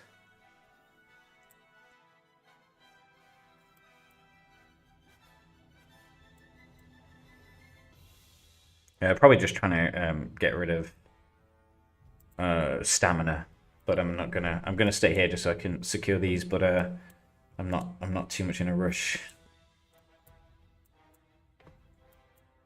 Oh, he didn't take the tile. I did that before, dude. I did that before. I felt like a shameful. He only took 60% of the siege out of that. Poor guy. Unfortunately, I can't hit him because it's protected. I kind of enjoyed it. Yesterday it was all blue. It was just our fellowship. So we were outnumbered and we were struggling a little bit, but like I could guard everything. I could move everywhere. It was so perfect. I mean, it's nice having other groups, so you're not the only ones dying, but it's just a pain. I can't guard it or do anything with it. So we will see what's going to happen over here. Whether people decide to slam into these or whether they get ignored and just go for the crossing. Personally, I would go for the crossing, but we'll see. I feel like you're probably going to slam like 50 armies into there just to take out these guys. And then they're just going to be knocked back and replenish them. Get the crossing and ignore them, and then they either have to come all the way back to the crossing to deal with it, or they're kind of like just over here, and they, like I said, they just can't do so much to all these forts. We can just build forts and forts and forts for days. Look, every time there's just like 6 more forts being built.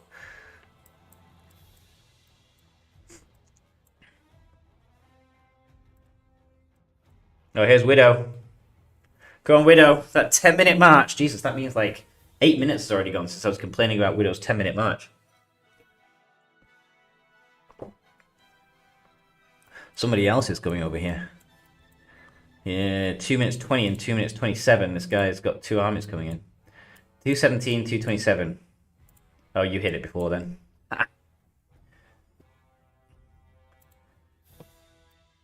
Oh, you should have hit that guy. Toriel, you should have. Toriel, do I remember him? Was he in my group? Are you in season 30004? Yes, I am. I mean.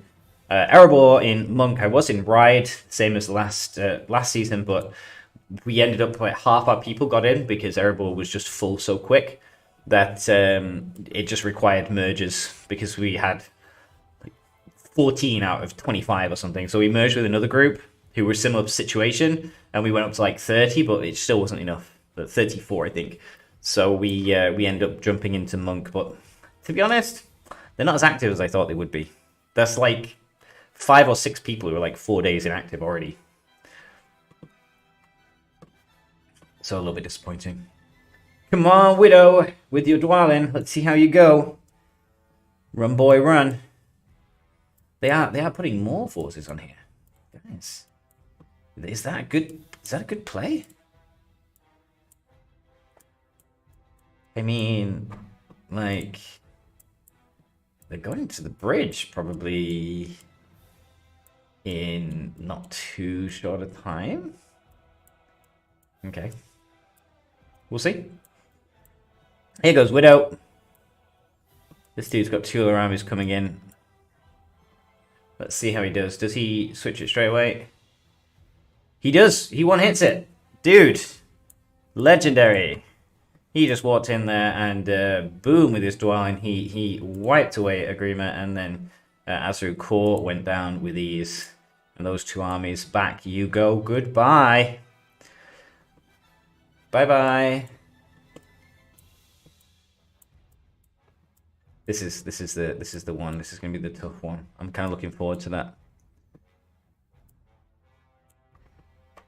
that. Friend request. Okay. I really didn't realize you could friend request people. Ronan says, Gundabad. Seems like we'll have some battles soon enough. So there you go, Tikosh. Ronan is in Gundabad. I don't know if you are friendly. Angmar and Gundabad, you're right next to each other. Best friends, or the usual rules about being right next to another group? Are you best of friends, or are you seconds away from killing each other?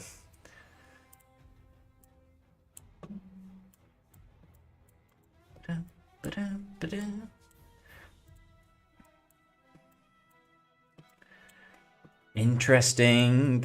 I'm really kind of stuck as well with my ring here. I keep buying like battle lines, which is a bit of a waste just to get some more extra forts up here. But I feel like I should be I definitely should finish experience. That's a bit of a bad call. And I've kind of been working on just getting the commander speed up, just for useful for battles. And then I should probably get quick order and abundant alacrity. But last season I did get the efficiency from the mock battle stamina cost and yield. So yeah, there's just too many. I've been a bit indecisive this season. I went with combat stuff first, which there's no complaining about. Actually, I went with control and stamina first. Then I went with the combat stuff, and then I've kind of crept down here. So I'll probably finish getting these fighting ones, and then I will... Then I'll come down here probably and get efficiency just so I can train a bit faster. It's just not been an issue at the moment with stamina. I've just been training like the third commander. I've been fighting with 2 and training the last one, so it's not been an issue.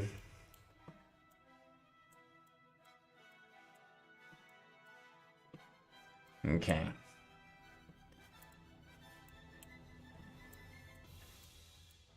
This is all getting quite interesting. I'm waiting for the push. I'll probably throw my 2 commanders into a push on here, just for the hell of it. Even though I don't have the cavalry spare. We currently have an agreement to not attack each other. Okay, so you're kind of in that nap process with potential of being friends, or just you don't really care.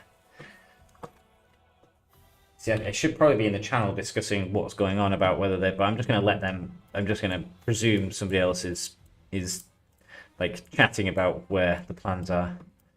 This push up here is going pretty well. Oh, they're still here. Actually, I think this is the same place they were before. Now I look about it. This guy has sent a crazy long march, and no surprises, he's going to be disconnected, dude.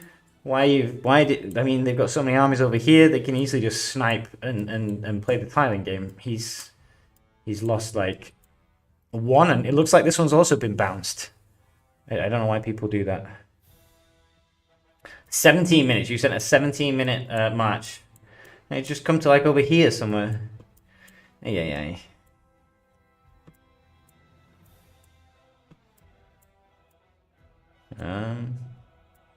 It looks like they're losing their other tiles around here. They were kind of pushing out. They had like a little bit of freedom for a while. They were coming out in all directions. It looks like they're also being pushed up here near the crossing as well. I didn't realize that. Okay, so there are groups also pushing up here. Right. Okay. Interesting.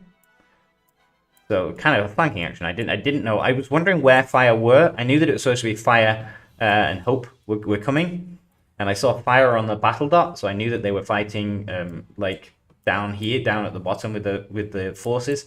I wondered where they were. It looks like they're up here, pushing around.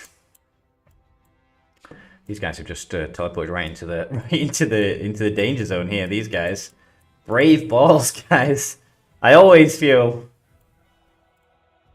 respect, but also a bit of fear when people just teleport like 20 dials from the front line, dudes. Like seriously, they come through here and yeah, you've got a problem. But okay. So, I'm currently just waiting. Let's see how the battle at Tower is going on. Have they decided to go for the keep, or have they just cleared everything away? It looks like they've not pushed for the keep yet. I don't know if their battle is fading. So maybe they won't be able to take Tower Aneroth, but the area has capitulated and fallen, and the forts are gone, the forces are gone, and Gundabad are all but out of that equation. These armies even withdrawing. Okay, interesting. I'm gonna launch my arms in. I want this push to go on. I'm gonna open these channels and find out what's going on. Just check these messages. Okay. I don't want to open channels. See, gosh, if you're on and you're playing, you can check these channels for me and just give me a shout if I should be doing something. I could do the second account on my phone, so I could just read the messages from the chats and know whether I can open those windows or not. Oh, here goes a guy. And somebody's going here.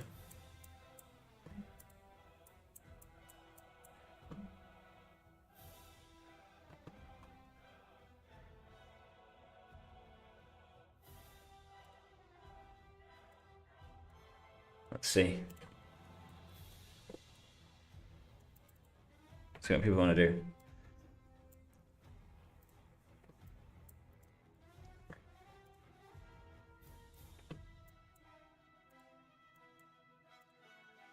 They're pumping quite a fair few armies in over here. Who's coming over here? A Boda.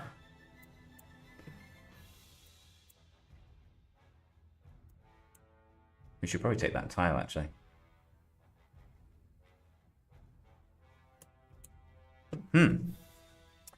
Send greetings to me, the only active player of more on the same server as you. Oh man, I'm so tough. Morda have definitely got the short end this season. I think they are the deadest, right? I don't think there's anybody else. I think there are a handful of people in Angmar, some of them that I know. There's some in Arno because they managed to grab a few territories at the whatever it is. Linden have allowed them to take, but Mordor are, yes, struggling at the bottom.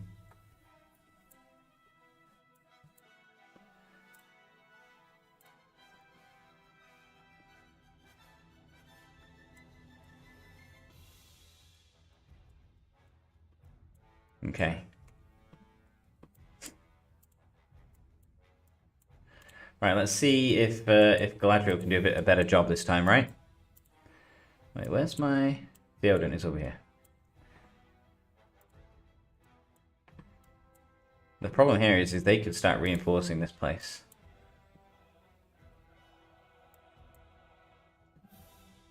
Where are these guys going? This guy's just sending like 6 armies up there. They've got to be pavers, right? And clearly, just map the entire area in purple tiles. I feel like everyone's just walked past this point though. How are they gonna do an effective attack when when everybody's commanders are all the way up here? It's good to see them in full retreat though. They were causing us quite a bit of problems early on, so it's nice to see. Nice to see that. Right. The problem here is unless this attack all hits at the same time, then it's a bit wasted.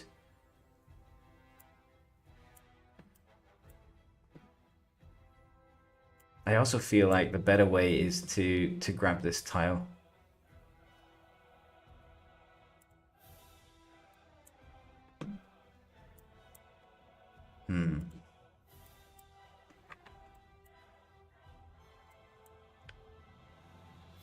What do you think? Should I grab that tile?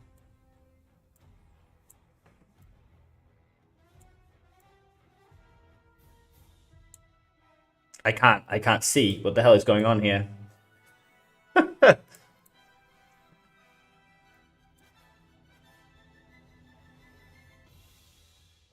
Dude, you've sent so many armies out here, it's blocking my view.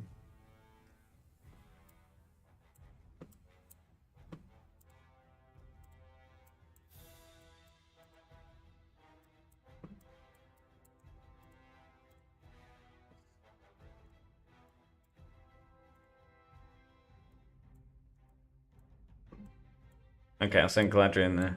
I don't think she's going to do well because I think there's a lot of Witch Kings in there, but whatever. Already, one guy's out.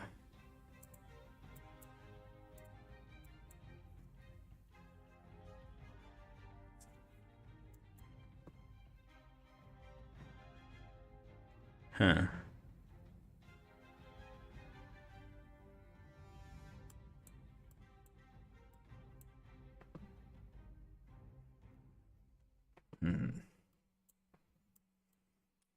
I mean, whatever. We can play here. If it keeps like their armies over here and not towards a crossing, then I suppose it's not too terrible. These guys are all probably hitting weaker commanders.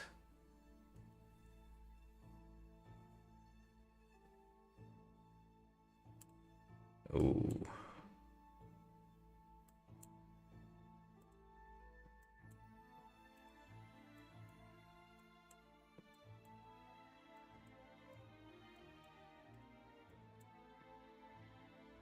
4 minutes 21. Okay, I'm going to be a bit late with this other one.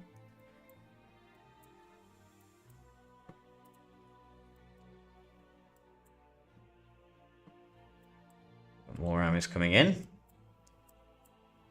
Ay, ay, ay. Ay, ay, ay. Okay, we've got quite a few. We've got a few. We've got 1, 2, 3, 4. I've got 1, another 1. I've got 5 incoming. So I'm going to wait for Galadriel to get a little bit closer now. I'll slam Theoden in there. You know what? I'll slam him in now. Let's have a look, see what happens.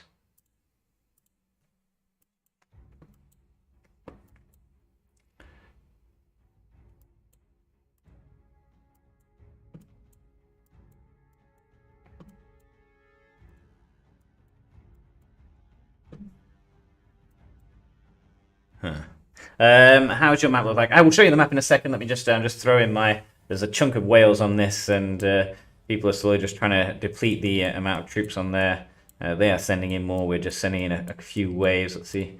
This guy's coming in. I'm not entirely sure they have chosen to try and defend this point with a big chunk of armies, and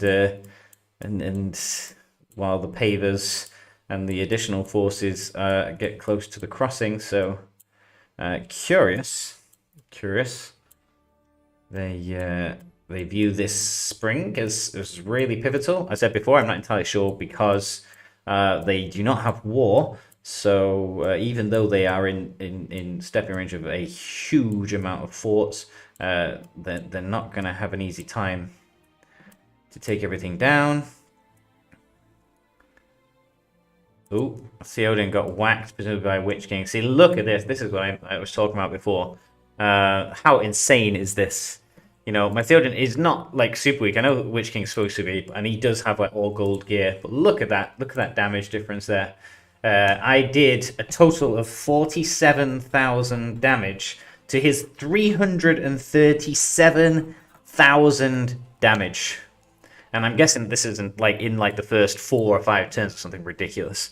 It's so obscene. He's so stupid. Look at that. Just like 16 mountain trolls, 199 raiders, and then just 5 million alchemists. Alchemists need to be nerfed, or Witch King needs to be balanced a little bit. And I'm not saying other commanders need to be boosted for evil, but Witch King needs sorting out, because that is ridiculous. Look at that. He loses 500 normal troops to my loss of 3,500 cavalry units. How ridiculous. I mean, it will change. Don't get me wrong. In like, I said this, in like 2 weeks' time, when we've all got 7 commanders and we've got like a max Legolas and Gandalf and Celeborn and Galadriel and everything, and they only have sort of like 1 Witch King and a handful of like weaker commanders. It will change, but just early on, it's just so overpowered. This is gonna hurt as well, I think. Even if I get that Witch King again, he's gonna just nail my Galadriel. Even though he doesn't have any tanks, he can nail it with just like a whole load of weak, vulnerable troops. That's how ridiculous it will be. We'll see. So this is my second commander going in. She's like 42. Theoden was 40 or 41, went in and killed like 500 troops. And now my Galadriel 42 will go in, and maybe she will kill 600 troops. We'll see. Or maybe she'll just be dead in turn 1 because of the Witch King's insane damage. Let's see. They'll probably cycle their commander, actually.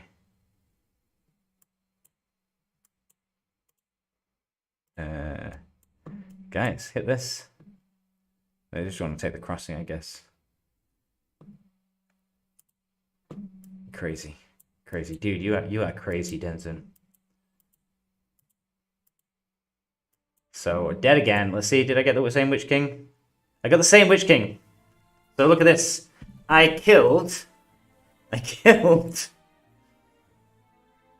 600 weak troops and lost 6,600 with a commander that was only 4 levels higher than me, whose only troop was Alchemist.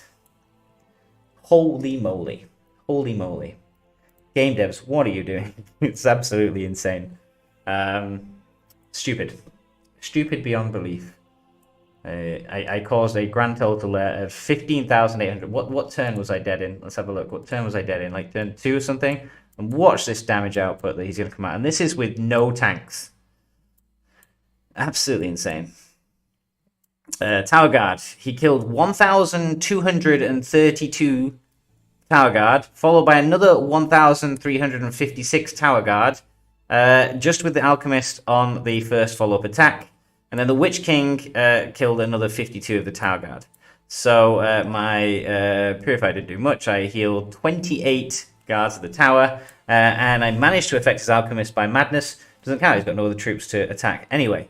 Then I did 2,223 focus damage, killing a whole 69 units. Then Pierce didn't affect. Then I got stunned on my guard of the tower, and stunned on the Master Throwers.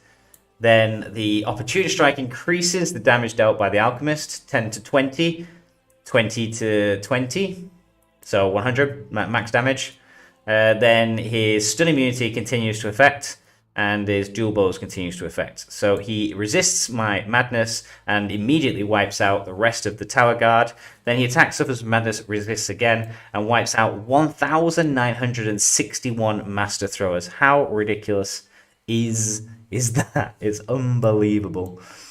I get some purify, and I do like a handful of damage and kill a couple. And then by turn 3, I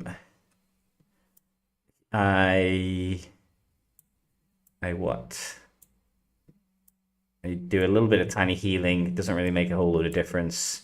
They're already affected by madness. Then they attack again and do 48,000 burn damage. It's unbelievable. It's unbelievable. That's my Gladriel. She's not super good. She's not amazing. I'm still not entirely sure about Elven Dirk. I was thinking about switching over to the focus damage, but my gear, the carver for her is not leveled up properly yet. So I just stuck with this because it was maxed out. I've got an Elven Cloak, but like I said, there's 40 items that you can get gold. So no surprise I haven't received another Elven Cloak to upgrade the Unity. I've got the Trapper's Hood. I'm not entirely super happy about this as well. I probably would change this if I had better gear. I don't think Mandus is super great. And the Harp of LotR.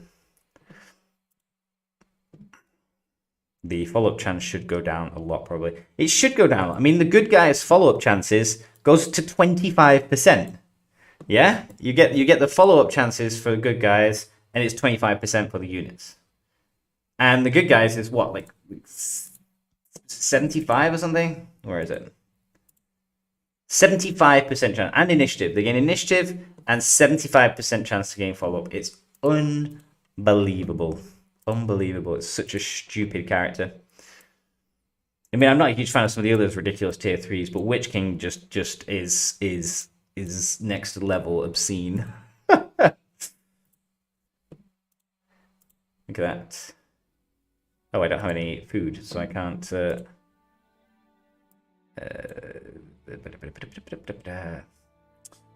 No, that's not what I want. I want to go to the market and get a lot of food because I need it. Yeah. My poor apothecary. 6,020. Well, so that's a night job. I think maybe... I think I'm starting to get to the realization that those type of characters, those players, you maybe should just ignore them. I did try and push this this message, but I wasn't. Other people did not agree with me, but I think maybe you just ignore them. Yeah, they only have a certain amount of stamina. So by feeding into attacking them, you kind of just give them unlimited stamina because they can just hold their ground and just take like 16 hits or something. But if you... Sorry, I'm at the wrong dot. If you ignore them completely, then you don't really take any losses. And they have to move out of that place. They can't stay there. If we get to the crossing and we're going to push the crossing, they have to decide tomorrow, are we going to stay here and like hit like random forts, or do we go back and try and save the crossing? So they're going to waste stamina tomorrow to get back. So I think maybe this is maybe not the best choice because they can just keep reinforcing that all day long with a handful of losses. He died and came back to life, which is OP in general, but it gives me a challenge or something to look forward to defeating. I think later game, Witch King is okay. He's tough, he's hard, and I probably know that I'm going to lose 2 commanders on him, but I can probably do it. Once I'm level 50, I've got the right mixes in there, I throw 2 commanders in there, I'm probably going to be okay, you know, and I can maybe pick and mix. I mean, that build is still pretty tough, but I can still probably come up with something, you know, or maybe it would take like 3 or 4 of us, but we could still take it down. That guy, I hit him twice. He's got 4 command points on me, but I hit him twice, and probably even still it would take maybe 2 more armies for complete wipes. So you can just sit there. It's just a little bit too silly early on, and early on is the problem. Early on is the balancing issue, where you have like one guy, people power level up to 50. But going back to it, I think this is where you play the stamina game. That guy can only move and attack a certain amount of places. By us all pushing on here, that gives him like 30 army kills that he would have had to come out for. And they just keep pushing more in here. I'd just leave it. I'd just maybe leave this, guys. I think the other groups are doing a pretty smart job. They're just going to push up to here. They are already near the crossing. So there's only 8 forces here and none of these. I think Kieran's got a nice force here. This guy, I think he's got like a Witch King, maybe like 42ish, 43, and this guy's got like 1 or 2 good armies as well. So these 3 are probably okay-ish. The rest of the stuff aren't too good. So that crossing would be way easier to take. So I would just leave this force. Whatever, leave the whales.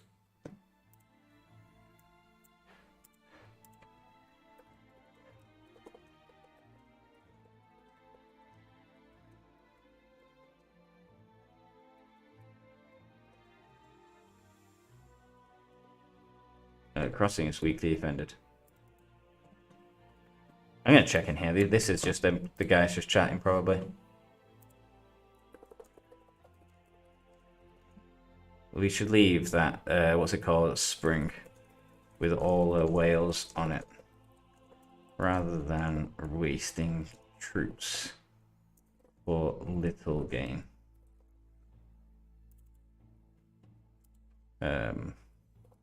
Only 8 armies on the crossing, and none of them are super whales.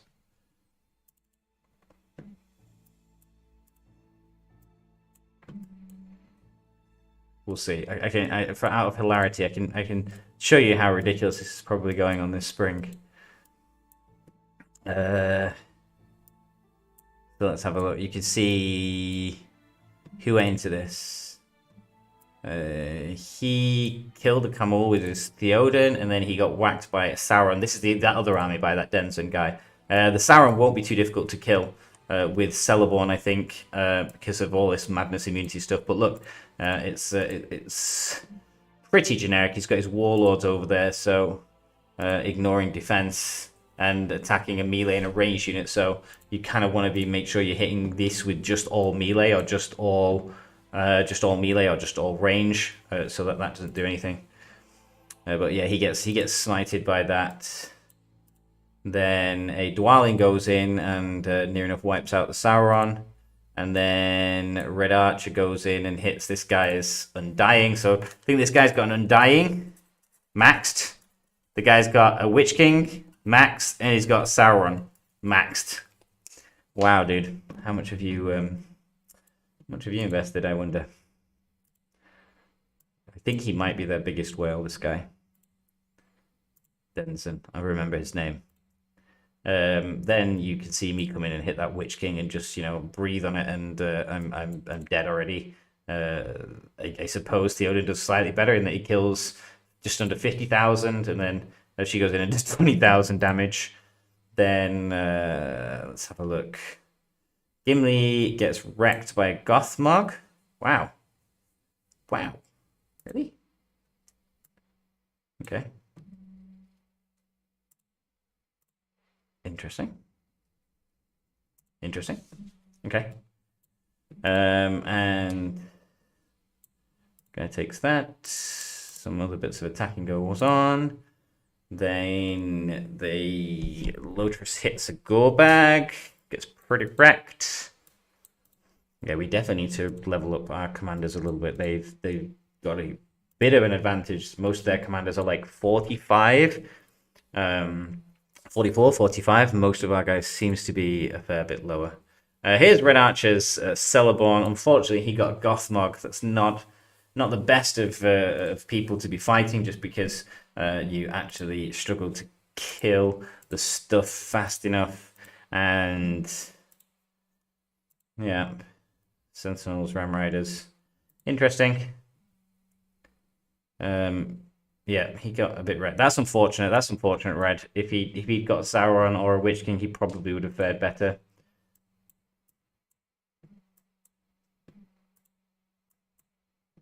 Looks like they're trying to push out now. Did they take my advice?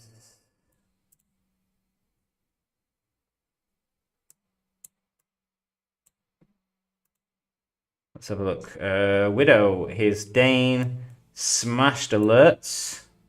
Completely wrecked the alerts. Then he wrecked a Gothmog that looks like it's pretty wounded. And then with the same Dane and the same hit, he got wrecked against the Gorbag. Okay. Not too bad. So yeah, I would just ignore these. Just let let Denzin sit there with his Sauron and his three guys, and just be like, yeah, okay, see you later, dude. Have a nice time. Because on this side they have pushed up, and I'm guessing they are pretty much to the... they are here at the crossing. So screw that fort. Let's just smack this crossing, because there is nothing super scary here. Don't know whether to send up my... I don't have the stamina to get him up there. Remember I said I'm kind of holding him back because I'm leveling him up, but Thorin is here. He's probably arguably my best commander. But I'm just, because I keep coming against those 45s, 46s, 47s, I'm just like, there's no point in having another 40 up there. I may as well just keep power leveling him up. So I'm just sitting him here, pretty much just endlessly mock battling on this tile. Oh, I don't have food. I've got the chat window blocking my view, so I couldn't see the middle of the screen. I need more food. Always need more food. Okay.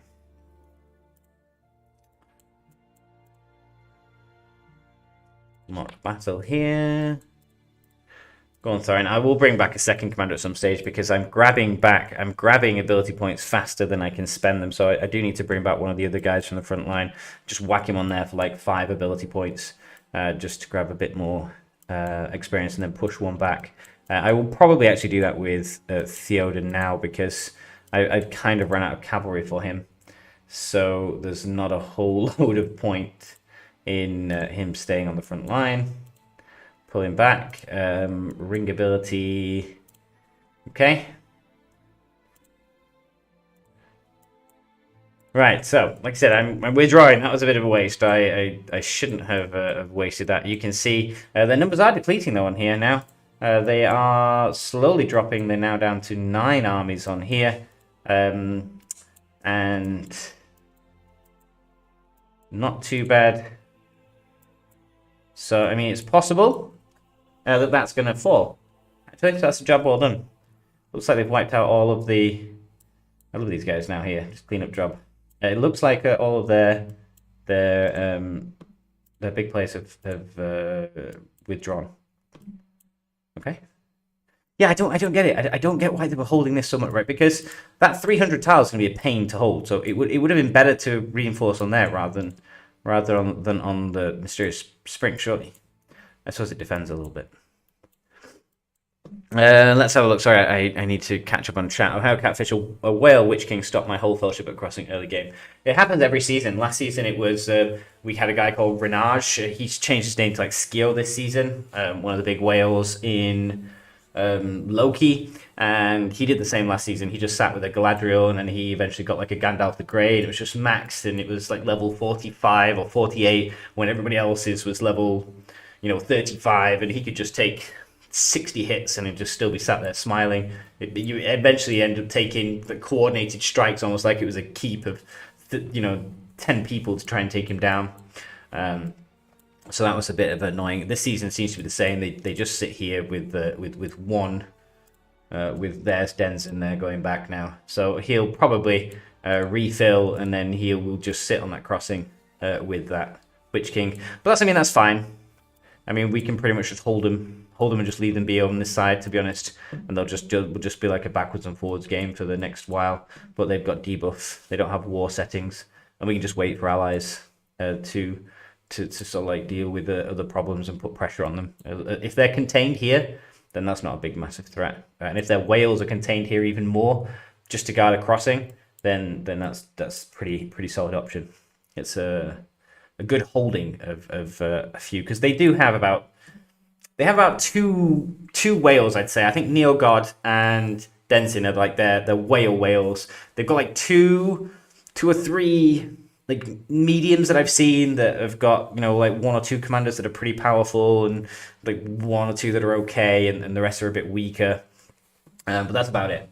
It's just a question about playing for time now. If you can lock up whales on an important crossing for days with whatever, then you're doing okay.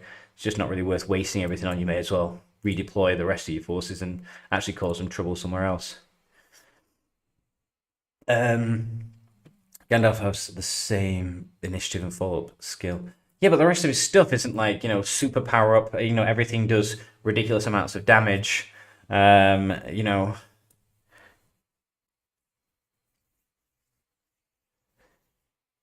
He's built all the rest of his stuff is like stunned, so it's balanced in the fact that, okay, he's got one ability, but it doesn't really link with everything else to make him obscene. Whereas Witch King kind of does, like everything just synergizes and links to a crazy level, as we're seeing in like 30-odd battle reports time after time again, with one Witch King destroying, a whole army for losing, 300 troops, 400 troops. You got Frodo and Sam, R5. You may handle him early game. Haven't been able to test him. I just really don't like Frodo and Sam, though. I think that they're really like just to focus and level them up for that. I'm just not too convinced on. There's other commanders that I really want way more onto my line. And to be honest, we actually thought maybe we would have an alliance with Gundabad. I don't know why. They came to us very early on and said, "Oh yeah, we want to be friends. You guys, you're so good. Like, we know you from last season. Let's be friends. Let's work together." And we were like, "Yeah, okay, we can be good." And then they just decided to go and start chatting with Lyndon and make an alliance with them, and kind of a bit silly, really, because okay, Lyndon have come over here to kind of help them and relieve some stress off them, but the consequence is they've already lost one territory, potentially going to lose the second territory, and they're still kind of like fighting alone up here. Look here. That territory is pretty much gone for them. They've lost Eastern area, so they've lost two territories. Lyndon have very kindly gave them one all the way over here, which is also handy for us, because if we can uproot them and take out their bases, then they disappear all the way over here, which is fantastic, because 3 days we don't have to deal with them at all. Celeborn might be good against Witch King. With fast units, you hit them first because you get initiative 2. That's whole battle. Yes, I agree. Yep, I've been saying that. I think Celeborn is going to be the key. I'm kind of he's my next one to be leveled. I just don't want to.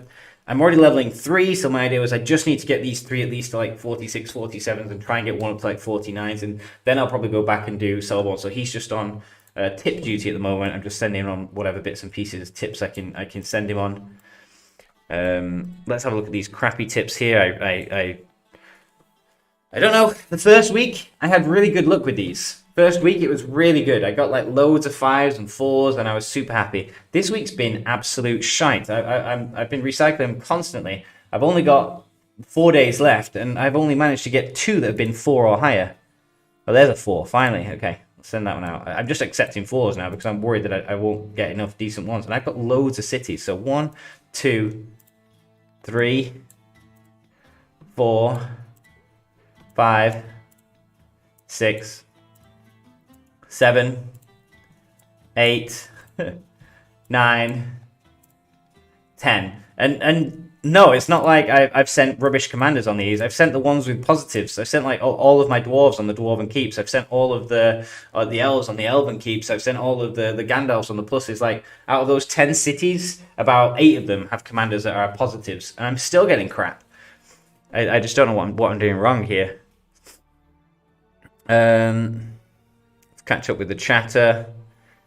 We're dealing with 3 whales on our server. The biggest has King Aragorn, Dwellin, and Gladriel with all 5 gold legendary equipment. Yeah, we have that on our server. I actually kind of wanted to mention it, but I was going to do it on a separate stream.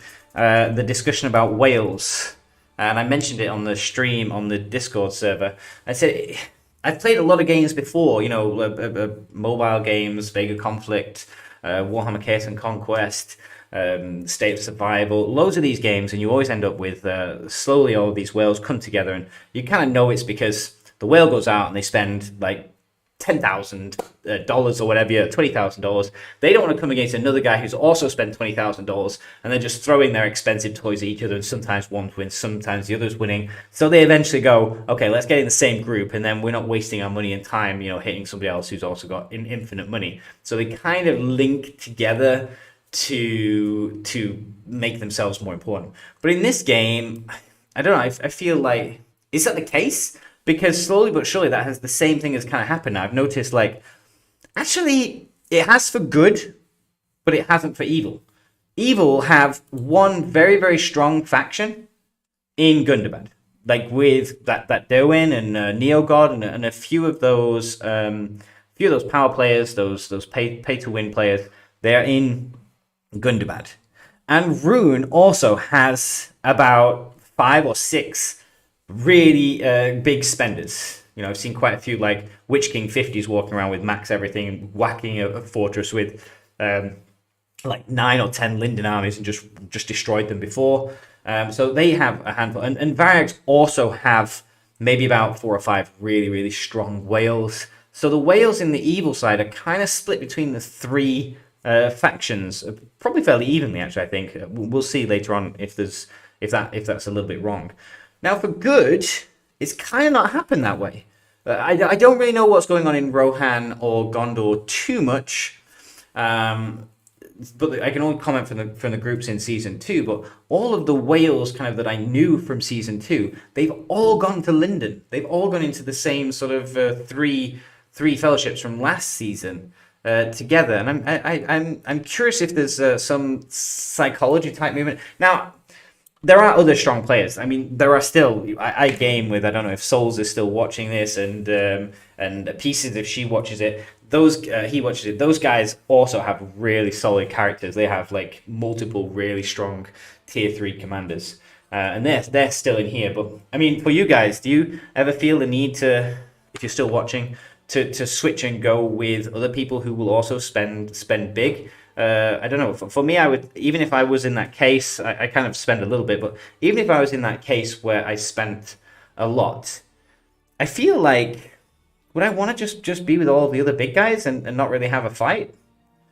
Just walk around going, yeah, I'm strong, I can kill 16 low-level guys. I don't know. I don't know why that is. Maybe it's just a freak occurrence that it's happened this way.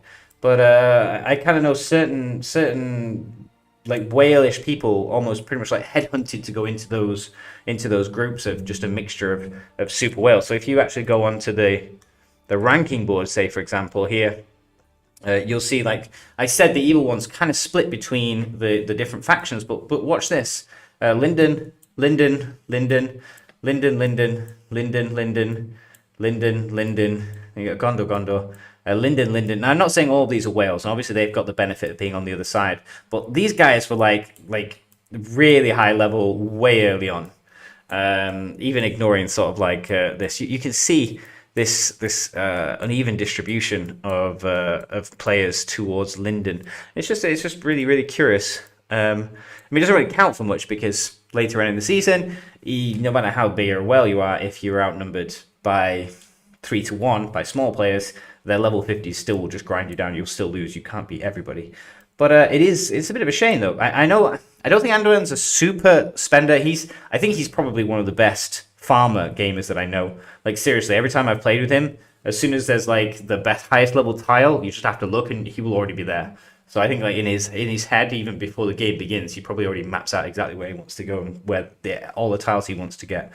So I know he's like a major farmer, and he has some pretty powerful tier 3 builds. Endurance used to be with us last season as well, and left and went to Yadu. And Tans was not a super whale, but a pretty strong player. In the first half of last season. I don't think Black is. I'm looking for some of the other ones. Some of the whales are not on here page, but I know they are. Like Skio. Skio was Renage. Xanthri as well. A pretty big spender, huge player. And I'm surprised I've not seen Skio yet. Skio is Renage from last season. Is the one I said held for Loki one crossing pretty much against our whole army for the first 2 weeks of fighting. Yeah, I don't know where they are. But you can still see an uneven distribution. It's a bit weird. It is a bit weird. Right? I don't know. I don't know the mentality behind that. The problem is not only Witch King's conveyor skill, many commanders got that skill, Gandalf, Elrond. The problem is the combination of conveyor, ring wraith, and black captain. And Alchemist. I still keep saying this. Alchemist for me is just too powerful. I know people will say, oh, he's got low defense, he's got low hit points. That doesn't make a difference. You can see in those combats where those people are using like 5,000 alchemists and then using 16 trolls because they don't care. They don't care about the fact that it doesn't matter about the weakness because they're doing such obscene amounts of damage early on that it's game over anyway. So, I don't know. For me, and again, I compare it, what Alchemist can do compared to, say, Master Throwers and stuff. It's just different levels. The weakness for Alchemist is negated very well by a Witch King and the stuff that you can provide and the damage output that you can do, which makes it a little bit silly. 3 whales in the same faction, I mean. Erebor.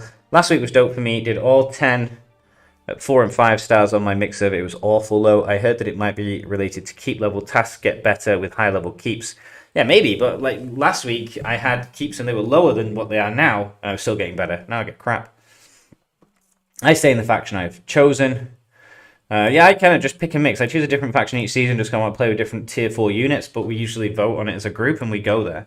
That's kind of like who we choose. Regardless, we don't really make any preseason groups or alliances. I feel kind of it's a bit, you already have a group of 100 people. Why do you need to go into a season with 200 or 300 or 400 people? Seems a bit silly.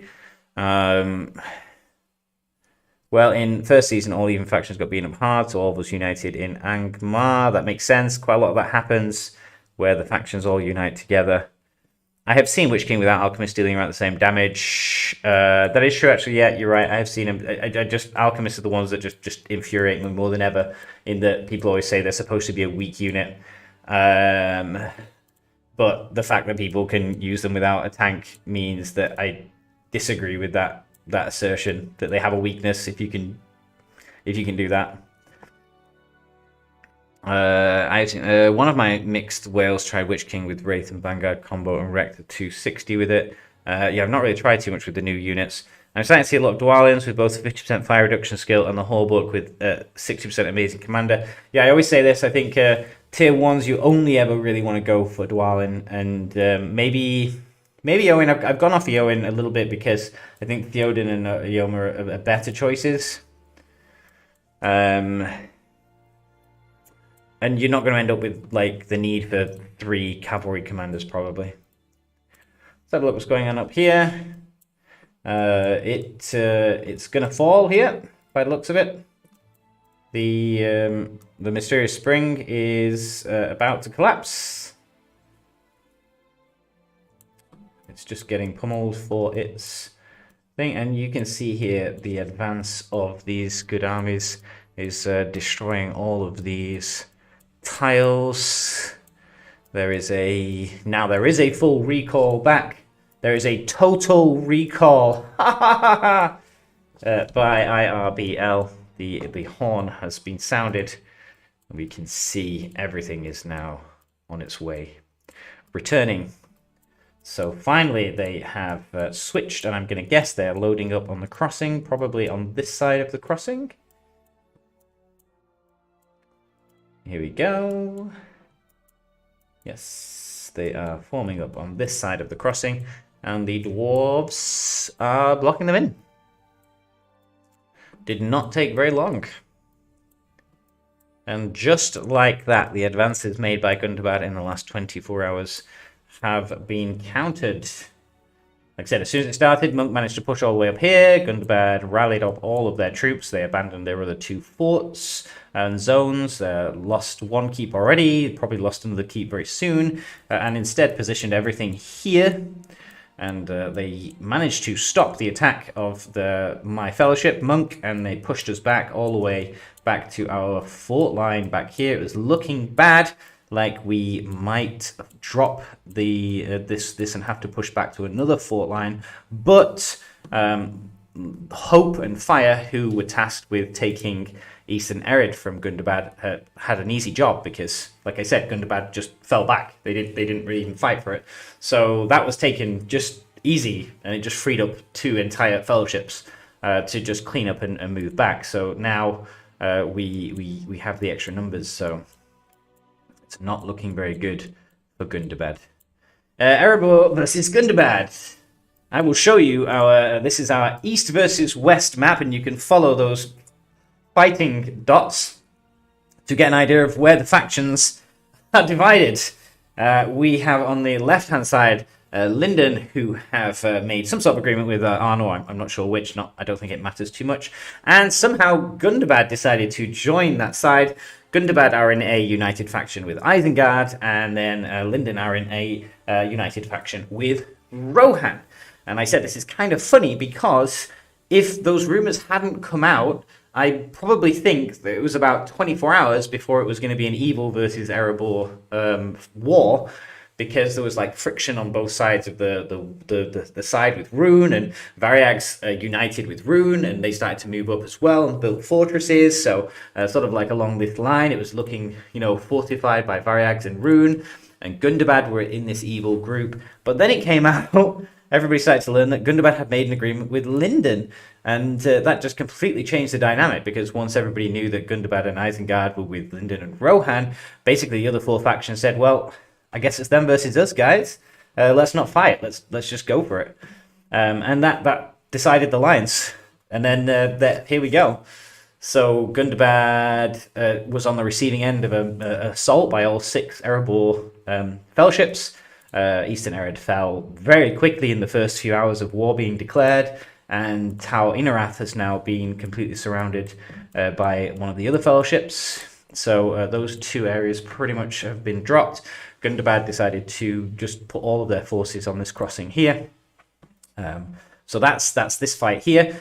2 other Erebor factions, fellowships, are down here fighting. I'm not going to click on the rest of these because I don't want to give away military discussions from other groups. I get hate mail from other fellowship leaders if I show like where the troops are and what's happening in the movement. So I'm not going to flick to that, but Linden rushed their way to help Gundobad, rushed through the mountains to take SAV very, very quickly. But they presumed, and we got notice, that they were planning to push into central Mirkwood and help Gundobad, who could then come down and push down as well, who may already have had success in the Woodland Realms. That's been stopped, and stopped down here as well, because Rune, they were so fast at paved over to here and started fortifying the edge of Dol Guldur. And since then, sort of the last maybe 16 or 18 hours, it's just been a fight here in SAV between Rune, 2 Erebor fellowships, and the 4 pretty well stacked and strong Linden factions. But it's managed to contain them a little bit. They've not been able to push out as fast as I think they'd imagined. Down on this front, Variags have swept through Rohan, who have abandoned theirs as well. A lot of these groups abandoning their right wings. They have abandoned these territories over here, so they've lost Rune, they've lost Variags, and they are going to probably lose Eastern Net as well, possibly even Undeeps if Rune or Varyags wants to take them. So this is looking bad for Rohan. They've collapsed this wing and they've redeployed everything sort of over here to try and smack Gondor. Gondor are struggling a little bit. I think they've taken Paths of the Dead, but they're probably going to lose Langstrand is what I heard recently. So they're probably going to lose this territory, but they've gained this area, so that's going to be a fight here. But the longer that Rohan commit over here, the Varyags are just going to eat their way through here and head towards their capital. So how long Rohan can ignore Varyags could cost them their capital city if they don't decide to deploy something at some stage. So that's it, pretty much. Gondor are fighting Rohan. It's a fairly even battle. Varyags are just smashing their way through Rohan with very little resistance. Rune are fighting here with two factions, two fellowships of Erebor, and up here, 4 fellowships of Erebor are just taking things off Gundabad. That's kind of the map at the moment. Gundabad were allowed to take this territory by Linden, which is our benefit because we can uproot their bases all the way over here. Angmar, there are hardly any people in there. Isengard, supposedly there are a few, and I guess they've been allowed to keep their territory because they've packed with Gundabad. I've heard that supposedly Arnor and Isengard are sending troops up here. They need to get there pretty fast because it's going to be pretty grim. There is 2 half factions in Lothlorien. They have been fighting as rebel forces, but 2 half factions versus 4 full factions. Remember, I said most of the Wales are in Linden, just swept through. So they're kind of reduced to guerrilla warfare. But again, it still is a benefit to us because that's like an extra 2 half fellowships here fighting alongside the 2 fellowships of Gundabad and the 2 fellowships of Rune in this pitched battle. And I probably can show you this battle here because there are no dwarves here, so I can only see basic stuff. But you can see here that it looks like they have managed to take the fortress of Rune. That's quite impressive. So they've managed to push, and I think they've taken the fortress of Rune. That will be interesting. That's interesting. I don't know if they've managed to build a backup one. So Linden have managed to push and have managed to push back Rune some here. Remember, like I said, these guys have pretty much, they have 4 of probably the top strongest groups from last season too. They've got Loki, Yadu, Eden, and like Ares, which is a combination of the other 2 factions from Lothlorien. So they pretty much have like entirely active players, all who know what they're doing, all of which get online. So it's just an obscene front. So it does not surprise me that they are doing pretty well. Rune Fortress has been taken and destroyed. So you can see all the Rune guys going over here. They are now pushing forward into these tiles. And this is probably only like 2 of these fellowships. This is like Loki, Eden. There's probably not even a Yadu. Oh no, there's Yadu here. So it looks like they focus most of their guys here. But at the same time, they are also fighting Lothlorien, and they are fighting 2 Erebor fellowships, and they are still coming out on top. So think about that. They're fighting probably 2 of the strongest Erebor factions, fellowships, 2 of the strongest Rune fellowships, and resistance from Lothlorien, and they have just steamrolled stuff. They just steamrolled stuff. So like I said, they will be the team to beat this season.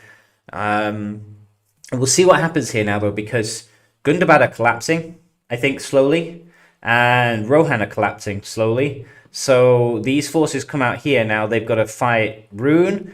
They've got 2 factions from Rune, fellowships from Rune. They've got 2 fellowships from Erebor. They're going to have constant resistance fights from Lothlorien, and Varyags are coming down here, and Erebor are pushing up here. So there's a tough ask here. It's like, do we keep on pushing Rune back, or do we consolidate? Do we split our forces? And I think that's the only way we're going to probably win and do well against Linden is if Gundabad and Rohan can be collapsed and Linden forced to try and separate to support their allies and overextend themselves. I think that's going to be the only way.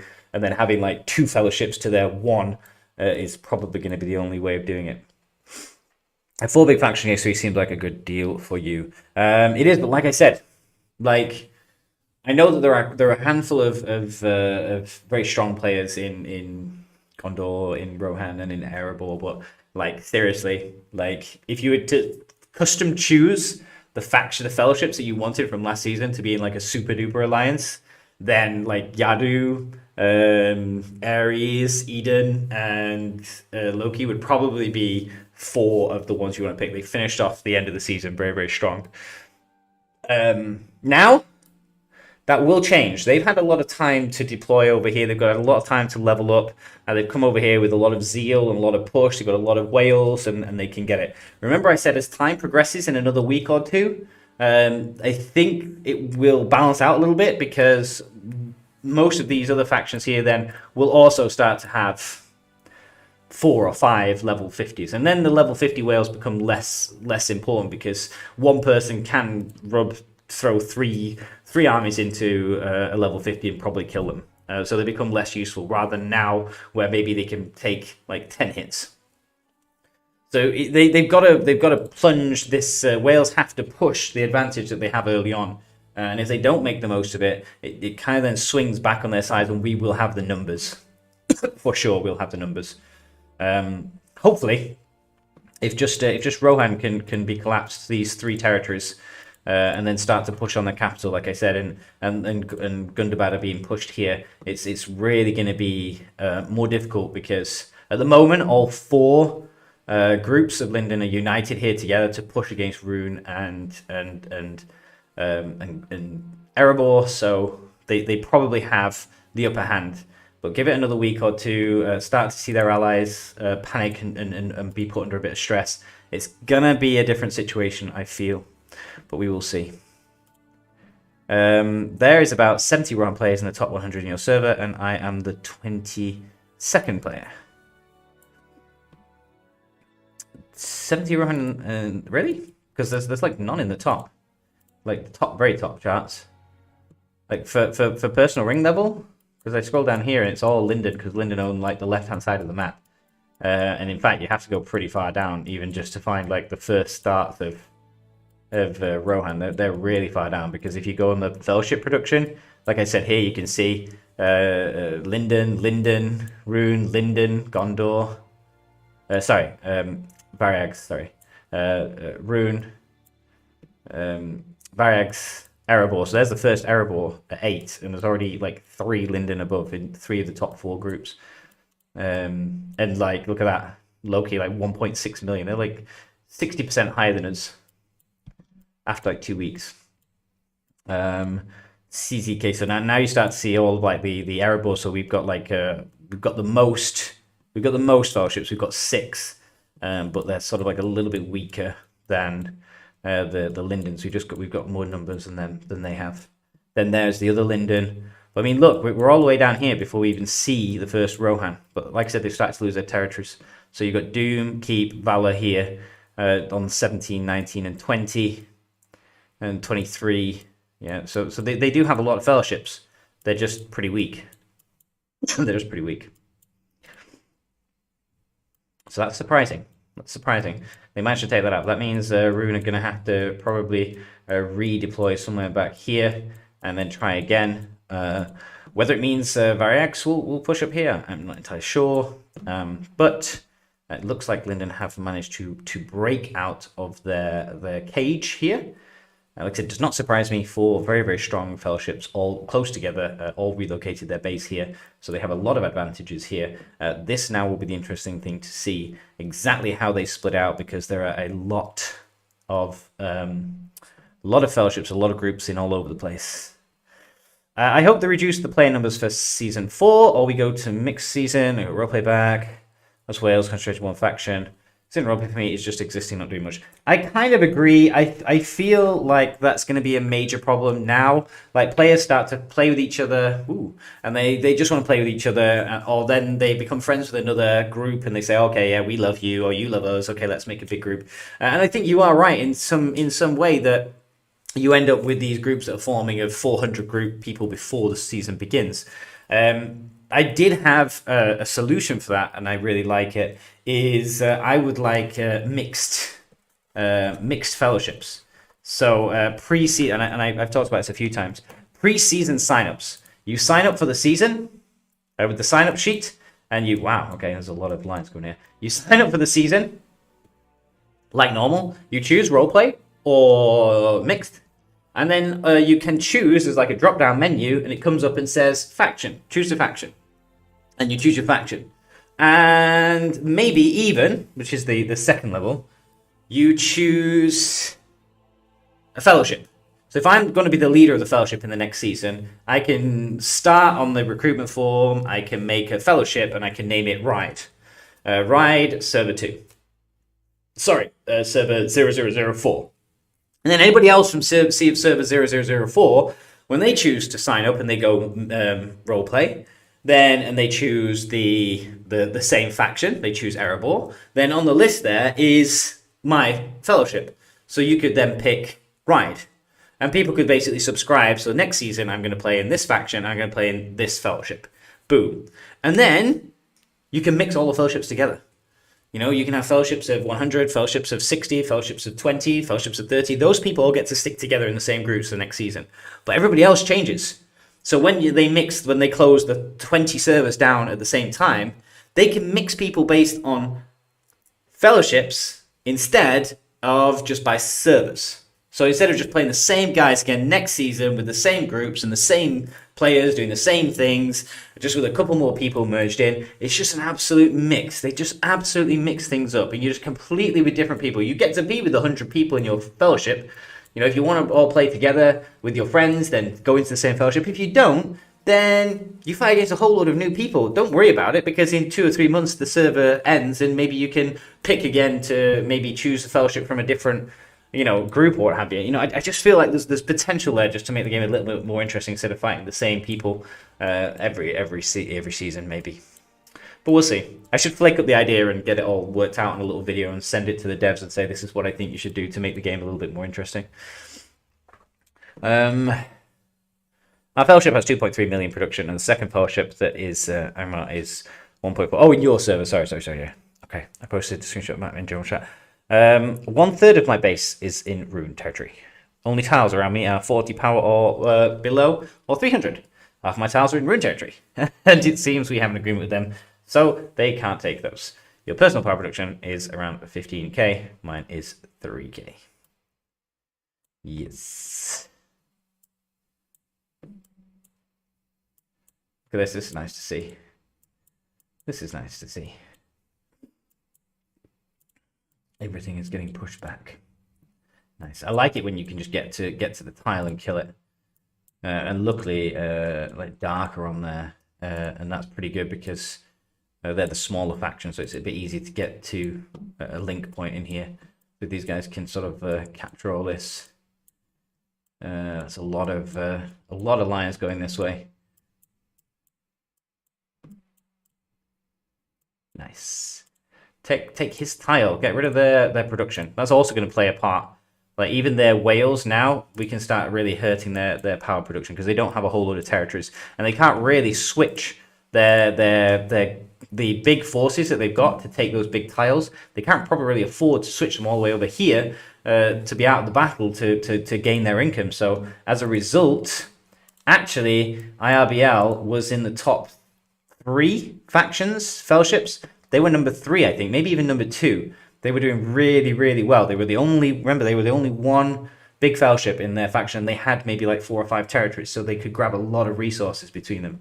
They have now fallen, just clinging on into the top 10. They're only 9th. I mean, they're on 1 million, the same as all of these other groups, and they are full. They have 99, and they have multiple whales in there.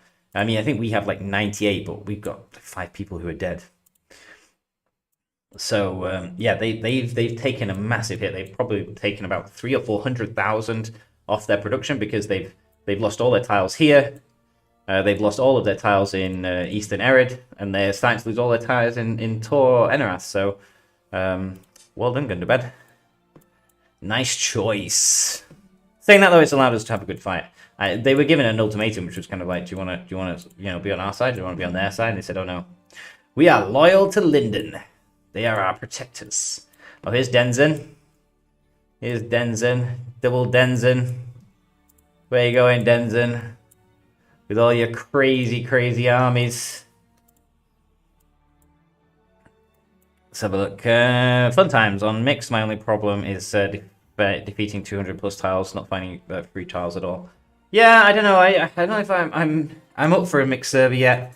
I'm not sure I can deal with people combining and me only having good commanders and the whole rigmarole of trying to bother getting evil commanders when I'm still only just working on the good commanders that I've got, and you know, by no means am I super there with what I want, where I want my commanders to be. Oh, wrong one. Sort of Galadriel 5. Thorin just hoping for him to appear in the Matham chest so I get to 3.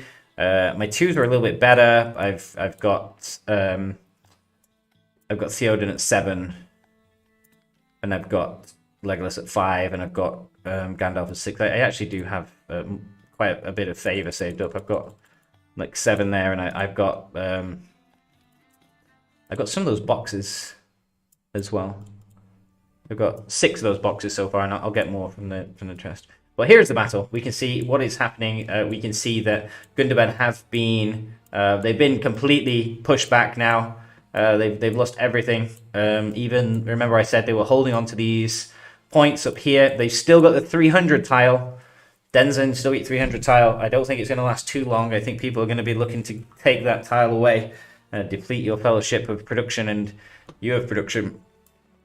That's about it. Everything else is being grabbed. They are being wiped out. All that advancement that they've made. They've got a handful of tiles here, and it's looking like that fight is going to be here. The last ditch holding of the crossing.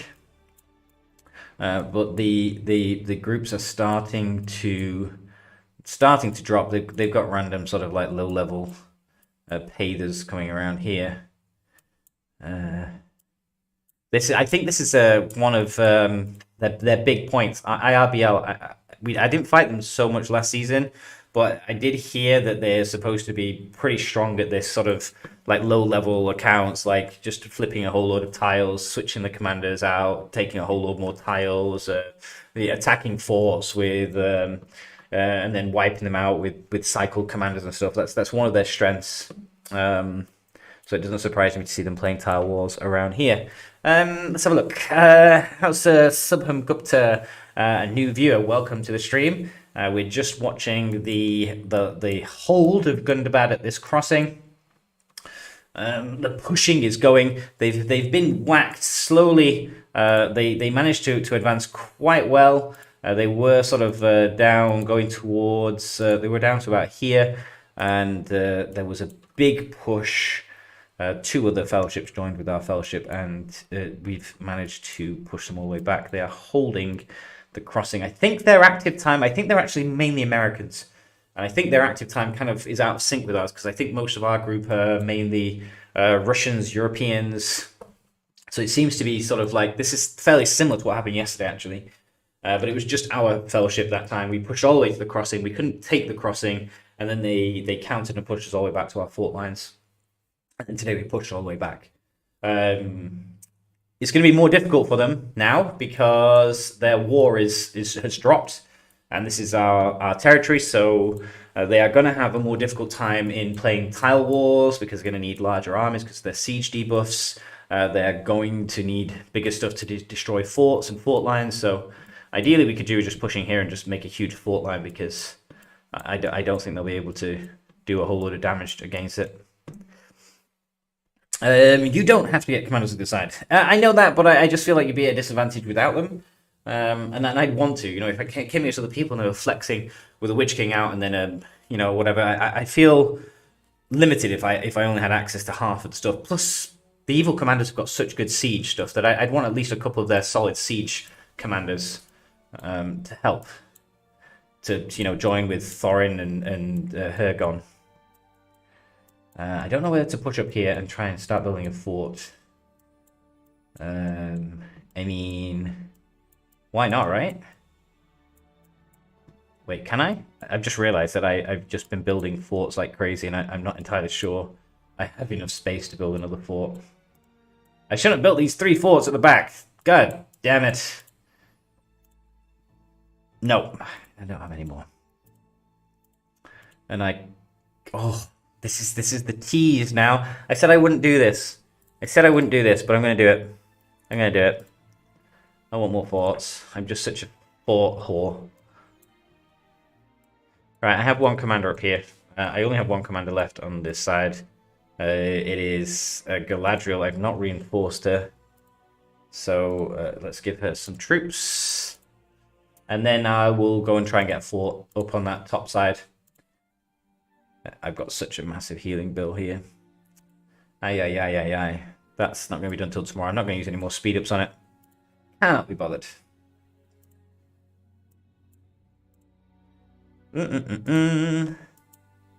Right.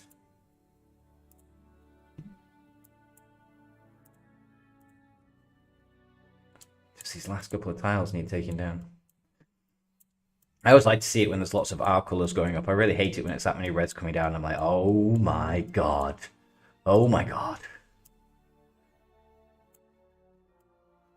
Let's have a look here.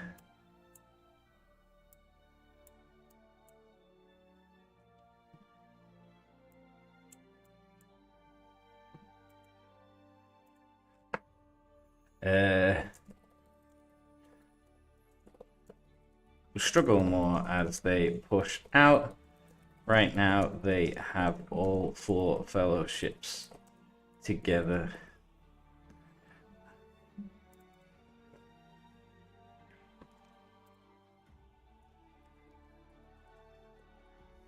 They can't push Erebor, repel Rune, and support Rohan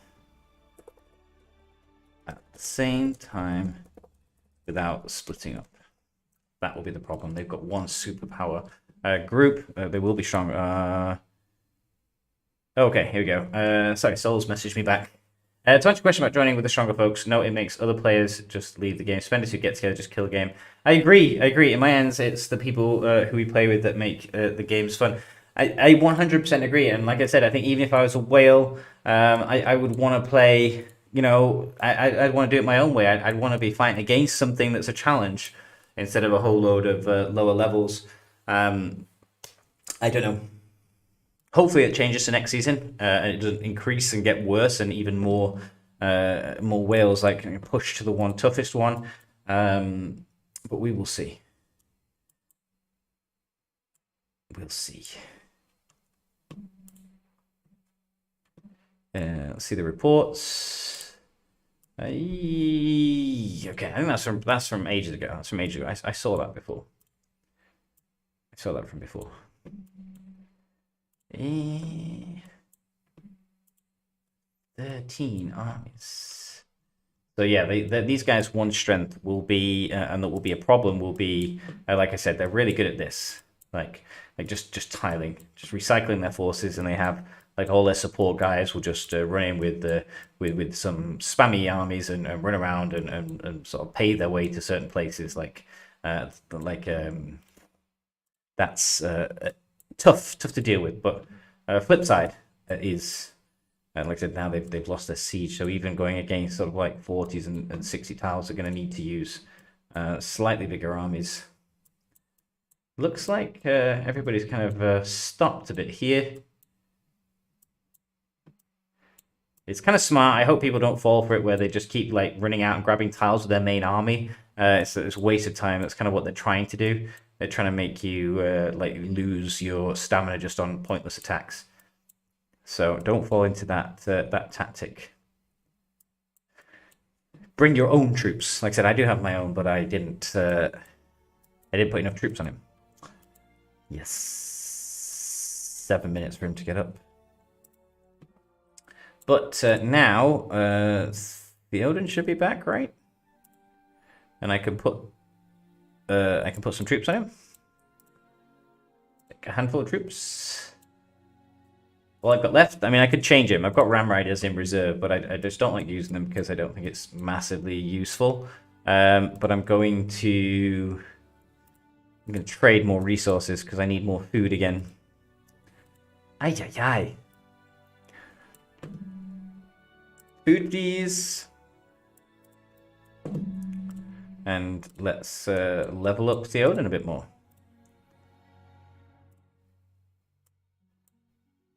2, 3. Okay. Well, I don't think this is going to result in much today. I have a sneaky suspicion that there are more armies pushing up. They are countering with a handful, and I'm not sure they're going to be able to do much. I think they'll just run around and try and kill little bits of pieces and just cause trouble. But like I said, there's a lot of armies sort of still around here. They're pushing up.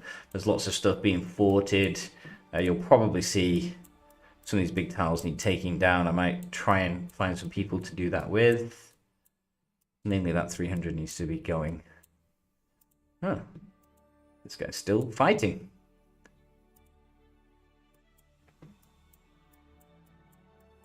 Well, there we go. It's 3:50. It's nearly 4 o'clock. Right. I promised myself I would only be on the stream for a couple of hours. So I'm gonna start to wrap up here. Like I said, I think this is just gonna be backwards and forwards. I don't think they're gonna get pushed necessarily back into here. I think it's gonna be a give and take of sort of like tiling around here. I would not be surprised if Gundabad, as they get more active in the next couple of hours, do manage to push out. They definitely have a disadvantage. They're against more numbers now, and they don't have their siege benefit bonus. So I think it's gonna be tougher for them. You can see the blue lines coming in. It's possible that the crossing may be under threat, maybe. We'll see when all these armies start to come up here what happens, whether they try and fortify it, whether they push into there. I'm not entirely sure, but I will definitely I will probably either stream or make a video tomorrow when I open up the rest of this chests and do any of the other purchases, and we'll see what happens here. I would suspect here Linden have collapsed the rune line here. They are now pushing further against these back lines of rune.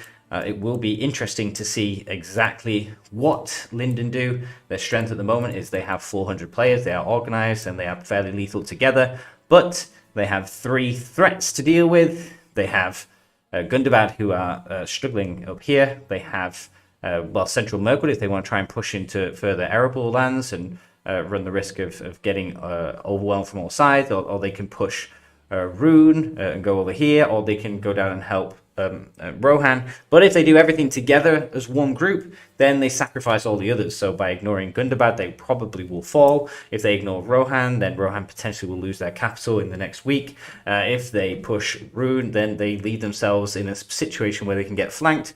So they probably have to split up. They probably have to start going in separate ways. That definitely weakens their strength, and they can be overwhelmed much easier by 2 fellowships to 1. 4 versus 4, they are definitely stronger. They have pretty much a load of European players. They are very, very solid at that time period.